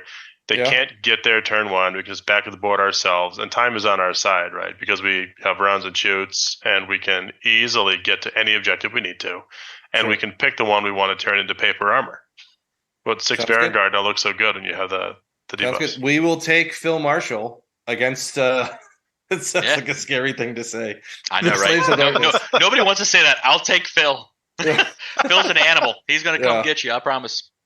All right, our turn, huh? Yep. All right. So Matt, you're the Lorax here. You're speaking for the trees. Do you want some? do you want beasts, or do you want a bunch of rats with guns? Honestly, beasts is an easy one. Okay. So now remember, this is Bellicor beasts. Yeah. What are they going to do? Shut down one tree lord? I got two more. Yeah. I like it for that for sure. So Bellicor, great, grand, wonderful. Like if you're in a match now and Bellicor shuts you down, you should have already planned for a contingency. So not to be like hoity-toity, but like Bellicor is not as much of a threat because he's taking away from a core piece of what makes Beasts of Chaos great, and that's numbers. So since he's taking away numbers, he's actually fighting on the Oakenbrow's terms. So essentially what I would think is, even though we do have the ability to hide from the Skaven list, that's enough bodies that regardless of how much combats we're in and however good Durthu may spike, there's just going to be too many wounds for that list to get through. And thinking about it, the portal is great, grand, wonderful. They're going to be able to use those to run around and get us because of our low count. And while I wouldn't see them wanting to commit Storm Fiends directly, because they're probably going to want to use the Wind Globes or whatever they're called from a distance, because that's going to be the main way they're going to be able to take out the Tree Lords. I would imagine those not even really interacting with anything and taking away from our ability to put all the pressure on them right away at the beginning of the game with all the Tree Lords in their face.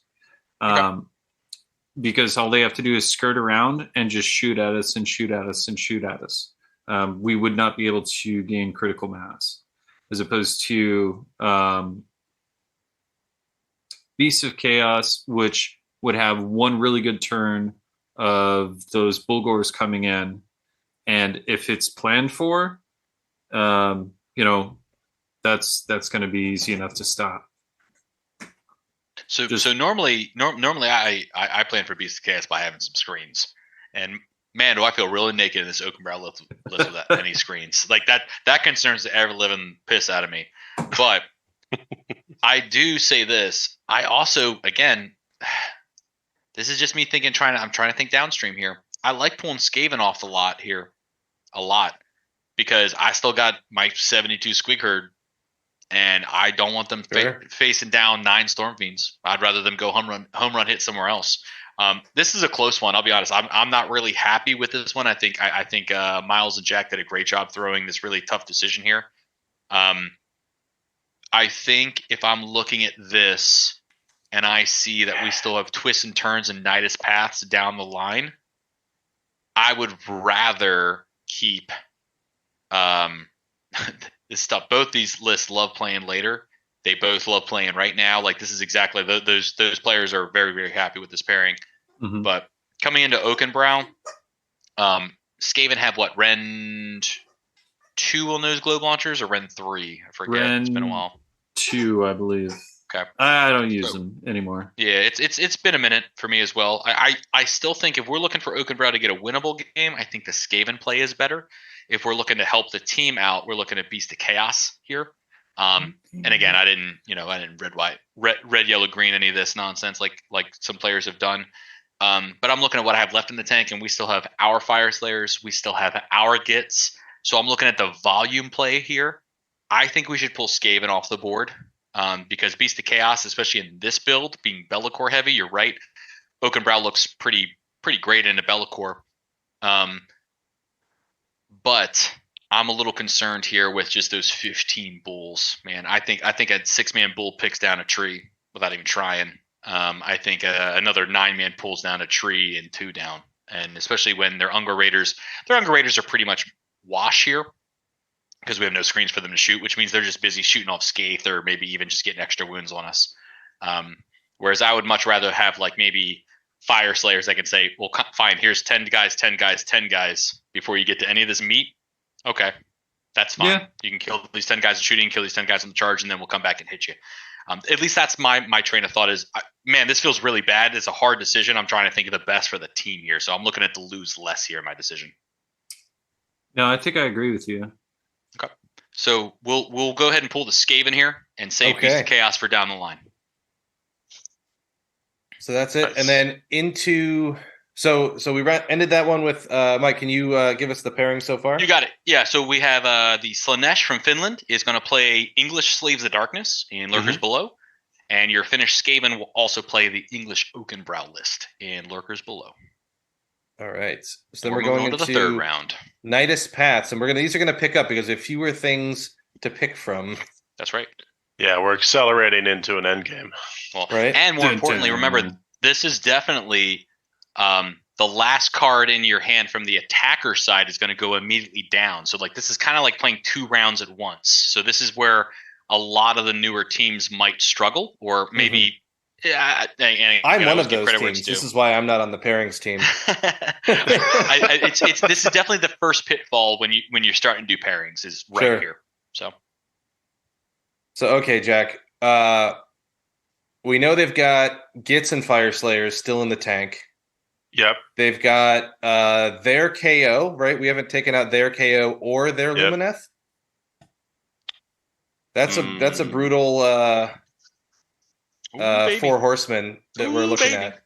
Not worried. Those armies are bad. That's why that's why. Hey, we were saving them right here. I'm not gonna lie. You had us in that. You had us in the first half, but that second half, I'll tell you. Coming back. Yeah, I'm a little afraid too. Okay, remind me, guys. Is it Nidus Pass or is Twist and Turns one right now? This is Nidus Pass. So this is GCs can flip the diagonals. That's not true. Nidus Paths is you can teleport on the diagonals. Yeah. Oh, it's anything. Right. Yep. It's anything. 4 corners, anything. Yeah. What you're only within of 6 is path of or something of a champion. Where on the corners your GCs if contesting can score an extra secondary. This is you can teleport corner to corner. Yeah. This is you have to be wholly within 6. So 20 clan rats is not going to do it, right? And I'm not saying. I don't think. Can you fit 20 clan rats? You'd be surprised how much you can fit in a 6x6 cube, as long as there's no gnaw hole in there, for sure. Yep. Sure. Okay, so we got to pick 1 or 2 right now, Miles. What's our? We're picking 1 to go down. Yeah, 1 to go down. I think our best sort of. Oh, sorry. Go ahead. I think our best sort of tanky all-arounder build that we have left is Gloomspite Gits. Okay. right? They can kind of go up against a lot of different stuff. This is a mission. They can take advantage of that teleport because they are fast out of the teleport, right? So they'll be able to like get places even if they're in the corner. I do potentially worry about protecting our Loon Shrine from a cheeky teleport. But we also have access to a lot of little units that can just sit in that corner so they can't teleport to it. I like that. I mean, the other stuff we got still sitting out there is what we have. Maggotkin of Nurgle. And I really want that Maggotkin to pair into a Gitz or a Fire Slayers if we can get it. Yeah, right? Get that. So we're saving that one. So what else is left? The Lumineth didn't actually get paired up, did it? Still there. That's true. And that would be a good one, I think, for this too, because, just as an all-comers list, right? Lumineth are nasty. Yeah, and you're going to sit on that path and no one's going to touch it. And you don't really care as much about them zipping around because you're just going to nuke the whole thing with Techless. Exactly. All right, well, I like tech. I like saving Gloomspite a little bit, but do they have any hard counters for Gloomspite that would be worse later? Their KO are still in play. Their Gloomspite is still in play. You guys still have your Fire Slayers, right, and your Lumineth. Yeah, so they have two good shooty lists that we don't want our Gloomspite to play. So that'd be a good reason not to put them down. Yeah, I think that's fair. So let's do tech lists. This also is better for castle builds because shifting twists and turns moves around a lot, right? So that's true. Yeah, we don't really want to deal with. Yeah, so we're putting down tech lists. Okay, sounds good. Got you locked in for tech lists. Perfect. All right. Well, I don't want to sound like a broken record here, Matt, but they all echoed everything I was about to just say. So I'm gonna say I put it out in the world. And I'm like, damn it, I really want to do this. So thinking outside the box, right? That same logic. Now I'm looking at this from a defender standpoint, and again, I'm trying to act like I don't know they threw Lumineth down, even though I know that's what we want to do too, because we're trying to do this in the blind as best we can. I definitely am always thinking I want to throw Lumineth down here. Lumineth love playing Nidus Pass. This is fantastic for them. I actually really like them in Lurkers too. We just didn't get that opportunity. Sure. So Lumineth is really powerful here. Gitz can be powerful here. And looking at what they have left, which again, thinking in the blind, they have Lumineth, which means I want to be selective. They still have Beast of Chaos. Beast of Chaos is interesting. I mean, that army just offers so much. I mean, talk about like Attacker City 101. It's really hard to like plan for that, but I think we have enough layers that we might be able to withstand that. So that feels okay. Our KO is still in play, which means I'm holding him for an attacker. Also, he could play really well here too, and he could throw a curveball. I think for a lot of folks that say, "How do you want to attack this?" But I also really like KO and twists and turns. So I like saving KO as an attacker here, because it means I have the opportunity to defend with them in twists and turns. Like it just gives me a second shot of making sure they're going to play one of these two missions in the matchup I want. So that's like, I'm thinking that way too. Now I'm really interested to see what you're going to pick, because I'm wondering if we're thinking the same thing here. Okay. So my heart of hearts want to say, I want to play Gloomspite. And the reason being is when I look at what they have left, I only see really like one thing that I don't want to play in the blind. And that means I want to put this guy as a defender because I want to make sure he doesn't play it, because Gloomspite has such great high scoring potential that I want to make sure he really gets lined up and just knocks it out of the park. So my knee jerk is I want to throw Gitz here. It's a good choice. Okay, so you have your Gitz. They can blob the hell out of it. I literally just played this mission with my Orc on Pork army on Wednesday against Gitz. And they're rough, but especially, it was actually very close to this list. But I'm almost feeling like Fire Slayers. Ooh. I like that too, and it's ready. That was like my close second is in my mind, because like I also like attacking with it there, because I don't mind it landing in the other one as well, because there's such a wide army that they can cover anywhere and just be fine effectively. Yeah, and we've got Firewall. Firewall to help us with any shooting. Again, I'm looking at this blind. Firewall does not block line of sight for shooting like it used to. You're thinking Palisades. You're getting confused. Oh, I'm thinking Palisades. It does block movement, but it doesn't block line of sight. Okay, so but you could wall in the teleport spot. Exactly, that's the idea. It can block, which is good there too. So even if somebody's stuck in there, or we can just set something down and not really worry about it. But we also have a Rune Father for reaching out a little bit deeper if we really want to, which looks like how this list has been built out a little bit. Which means we can kind of make up for a little bit of the problems of this map, which is if Big we're L. going, Big L, like it's an L deployment with like as you're only 18 inches away from one of the corners. Mm-hmm. Yeah, so we can get to at least one of these other objectives fairly early on by deep striking in, probably one of the bigger units.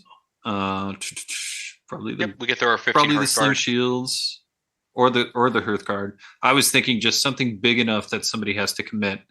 So well, the rest Sling Shields, we only got 1 10 Sling Shield. That's my. If that was the bigger unit, I'm right there with you. Yeah, but it's the spreading out of the objectives that I think makes this an interesting one. Not exactly the teleporting capability. Yeah, I could not agree more. It's kind of where I'm thinking, like, So I want something consistent that can hold 1, hold 2. Doesn't have to hold more, which does favor your pick of the Fire Slayers for sure. So if we are going to, one of the great things that Gloomspite does, especially with this list, is that extra movement.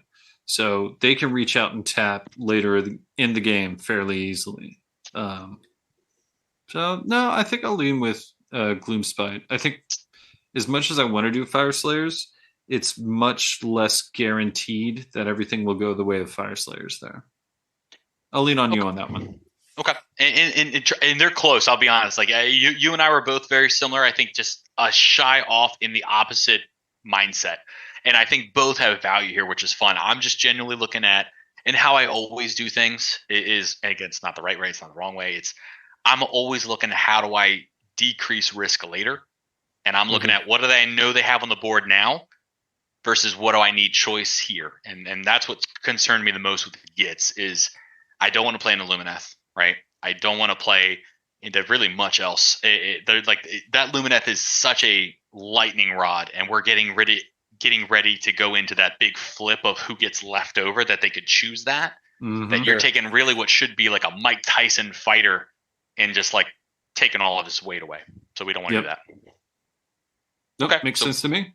Let's lock it in. We got Gits. All right, so you guys got Gits. Jack, that leaves us with our own Gits. Maggotkin of Nurgle, and Beast of Chaos.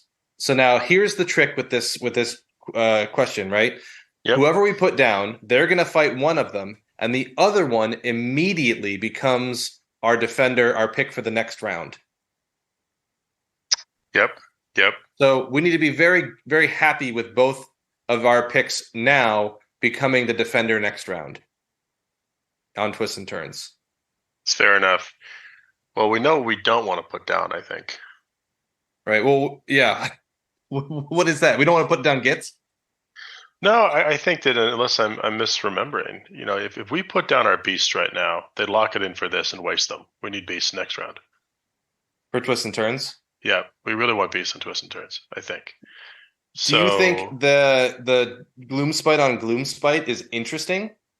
Oh, it's not interesting unless you just like a big pile of squigs like batting each other and bubbling away. So we think that they wouldn't take that either is effectively what we're thinking. We'll give them I guess what we're coming to is we're going to throw down Nurgle and Gloomspite. I think so. Nurgle, I think, is a good matchup in some ways, with this. I think it's a pretty decent matchup, right? Because they just have so many shots at range. And you can plague point him, or disease point him into bad situations with the hero, so that there's a lot there. And they probably, as you said, will shy away from a very boring Gloomspite on Gloomspite match, which would just be a grind till like no one gets points, probably, unless there were dice spikes. Though we cannot discount the fact that if you get in the head of a Gloomspite Gits player, more mushroom is probably always the right answer. So that's true. Totally backfire. I hate that. Yeah, I think those are my picks. That logic is sound. I feel like that's immediate. immediately what would happen. That's actually the notes I had right here was literally you can't get into a Gits player without mushrooms. Okay. Yeah. We do have one Mine more was just more Boingrot and more founders than they mushrooms. do. I don't know that that's going to be the big. They have some shootas, but my memory is that shootas are not very good. You know what they're good at? They're good at being 20 guys somewhere. That's true. That's what they're good at being. You know what shooters are? Good. Good enough. Yeah, that's right. Oh my god, yes. They're good at being 125 points in a book that's much more than that. Yeah. Okay. So we're gonna throw down Maggotkin and Nurgle, and we're gonna throw down Gits. Yeah, let's do it. All right. Final answer: $50 million or whatever game we're playing. I think we're walking away with our pride at least. We get money for this? Wait, really? Oh man! Where's my money? Last round. Give me monies.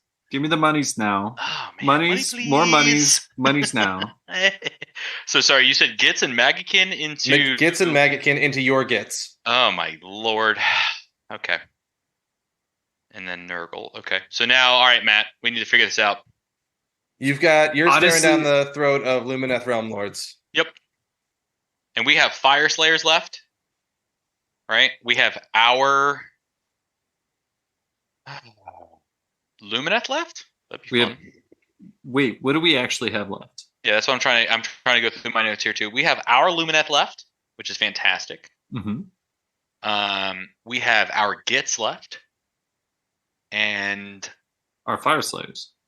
Yeah. Our fire. Hold on. Wait, we should have more than that. And our KO. We have both dwarfs left. Oh. Yeah, our Zinch is gone. Our slaves are gone. Fire Slayers. We have left what? You should have one in the tank because it's going immediately down, but we don't know what that should be. But yeah. This is why we here always strike last. It takes us an extra minute. Someone on our team wasn't taking notes, so we'll figure. Well, I guess it'll be a surprise. Yep. This would have been great with a visualization on the YouTube channel, but unfortunately we're a podcast, so you have to use your ear holes to make the brain remember it. I love it. So here at Team England, me and Matt here, we've got Lumineth left. Mm-hmm. We have Gloomspite left. We have KO left. And we have Fire Slayers.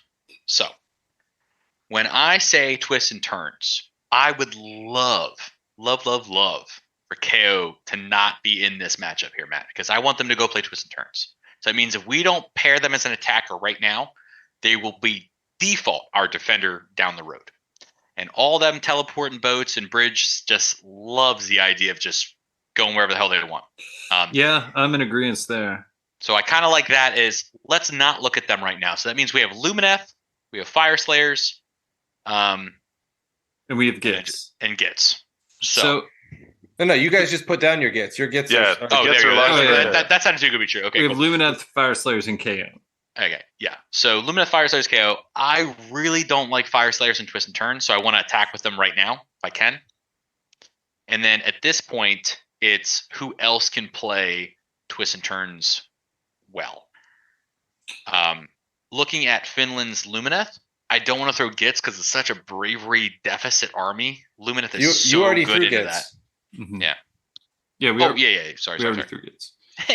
You guys have Lumineth, KO, and Fire Slayers. So this is funny. I literally took notes on the Team England page and Finland page, and I keep looking at it. Hence my early on, I keep going back to Beast. No, it's all good. It's all good. I'm just playing 2 games. Wait, we do have Beast of Chaos, right? Yeah. Yeah. In my mind, we have Beast of Chaos. I wish we did. They're a wonderful choice. So, all right, into the Lumineth, man. Like, I love aggressive Nobody wants that. Nobody wants a Lumineth fight, I think. Basically, 2 Techlesses just Syrian light at each other. Yeah. I mean, so is this going to be a wash? That's the question. Is this going to be the mission where we're just like, okay, this is going to come down to, well, I guess. So the one thing I do like about Jack Armstrong's list here in Lumineth is he's higher drops, but that means he does have sharpshooters. So we could kill their little support hero of Kathy before we have to engage it, which is useful. Like if we just think of it, if we have to have the mirror, what wins a mirror? Like let's find those edge games, right? Our Fire Slayers, I think, are actually better in a Nidus here. So like, I kind of like the idea of like attacking there versus twist, but they could do either one. Especially with that Null City icon, it's such an X factor. It's like if I just roll 4 up, your spells are garbage. It's fine. I'll keep going. Yeah, I don't really have to go anywhere. But in my opinion, I think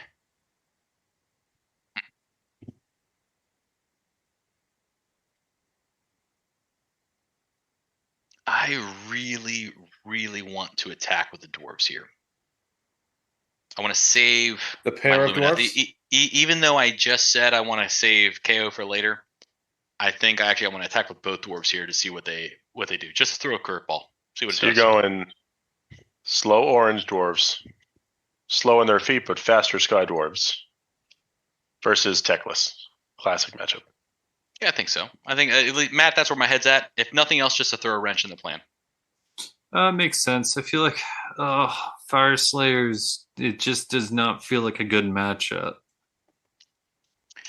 It's just Null City and Icon dependent, that's for sure. I really was hoping to get our Fire Slayers early into the fight. We didn't land it. Oh well. That's why I'm just trying to. I'm trying to think of like where do I want them, Nidus or twists, and it's tough either way. It would depend on obviously player. But sacrificing Fire Steel hand axes or something to get in right away. I think Fire Slayers. Yeah, I think that's probably the best matchup.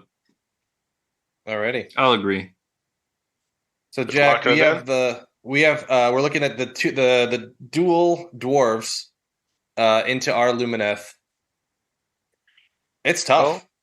Well, let me throw a thought out there, and guys, feel free to tell me what I'm missing on this. But for me, it feels like if we say what we want most out of this whole situation is for really slow orange angry dwarves who don't want to have shifting objectives to be forced to fight on the next mission. So if we just take KO, the question is, how does that look for us? And I feel pretty good about it because we have. I think it does look good.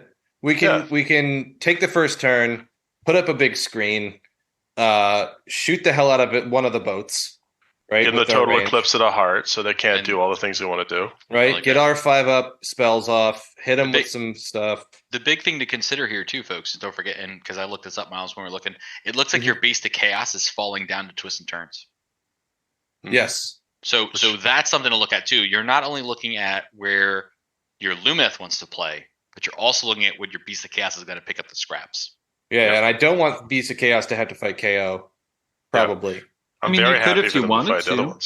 Yeah. I actually don't know about that. That seems actually kind of interesting to me. But off the cuff, I don't think I want him to play KO. Yeah. I haven't fully thought that out necessarily. I want to bring KO off the table too. I mean, they're made for speedy stuff. Yeah, let's do it. Let's fight our Lumineth into their KO. Yep, nice. Which means Fire Slayers is going to fall down. Okay. Yep. Yeah. And then and you guys have Maggotkin and Nurgle and Gloomspite Gits. Right, which Matt, we know our Lumineth is going to go play into twists.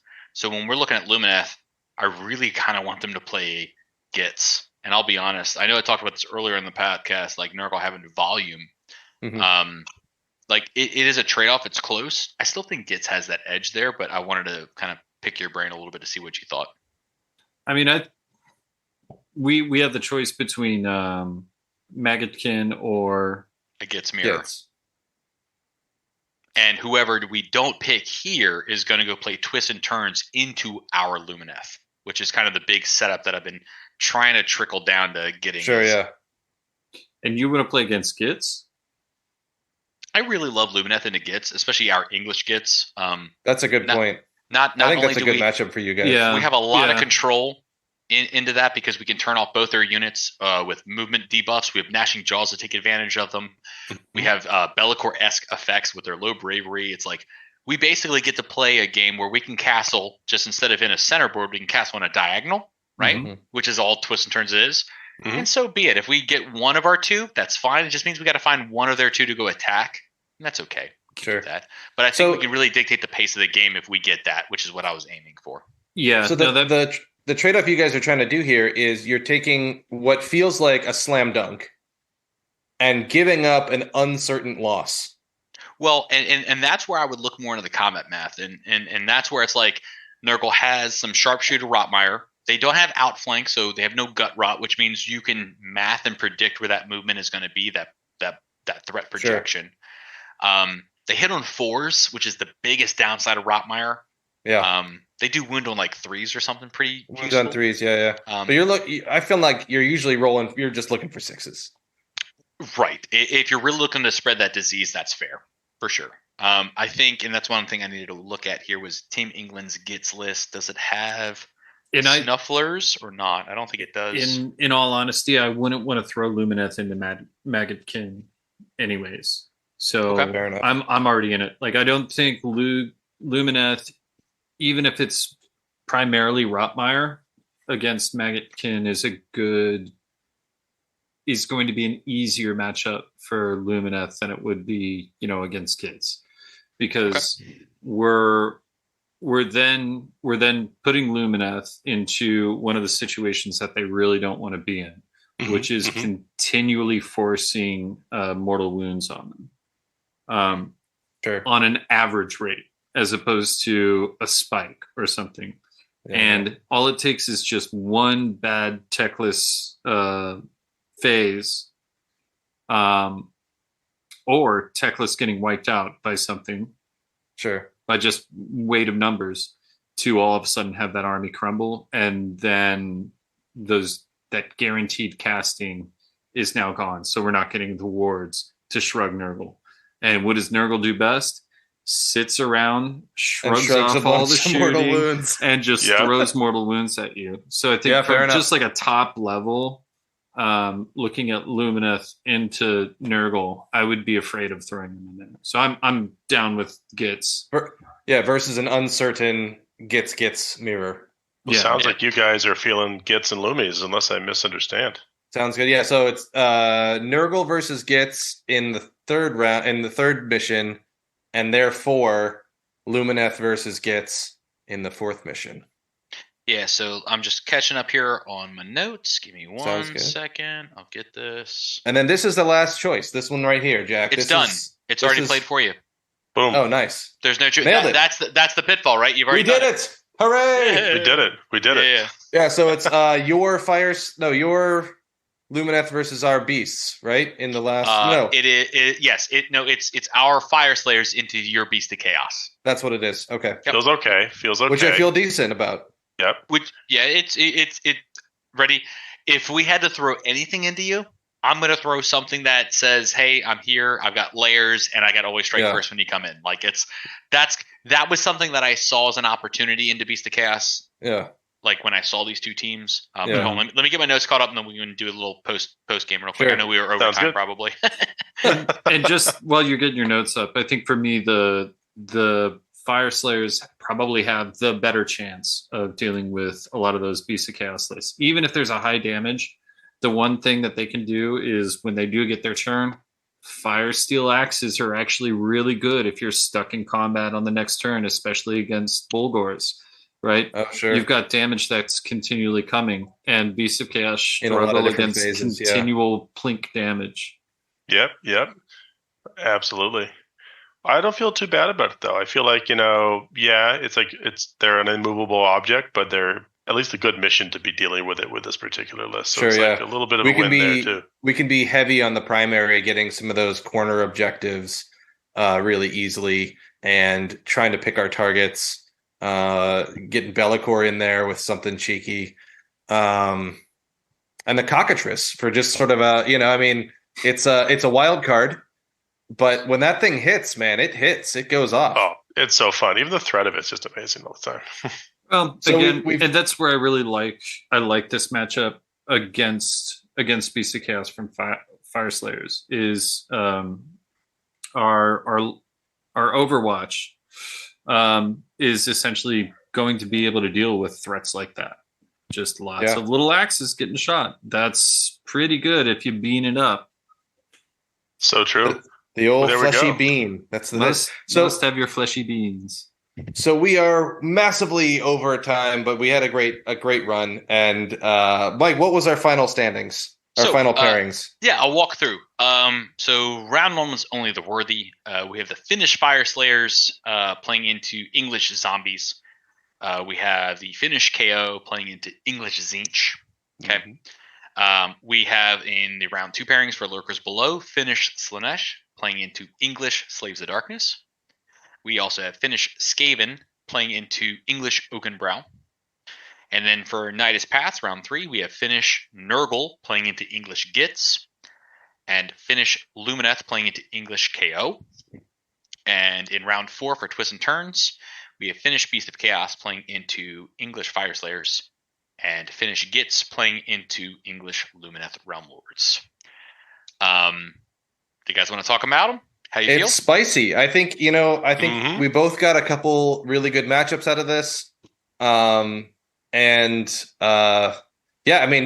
Finland, Team England, you guys can just skip the first half hour of your round because I think we nailed it. Yeah, yeah, I think we got it. And you guys go get your beers, First try, exactly. Just do it to the letter, see how it goes. Tell us. You can all come to the podcast next time. How'd it go?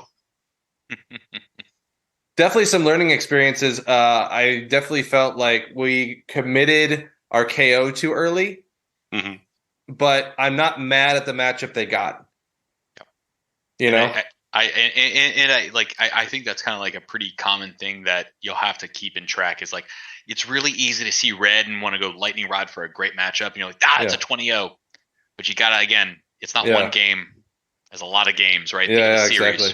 That makes sense. So really it's a game, like you're saying, of kind of trying to hold on to those ace cards as long as you really can so you don't burn them and then find yourself in that weird situation with the choices are really limited for. Right. Like I was definitely joking earlier, man. Like y'all pairings look really good early on. I think me and Matt kind of crushed it in the second half, in my opinion. Absolutely. I completely agree. We were just waiting to get those 3 to 4 games that we really felt confident about. It's like playing poker. You're just like, I'll call. Yeah. All right, raise, let's go. Sounds good. Wonderful.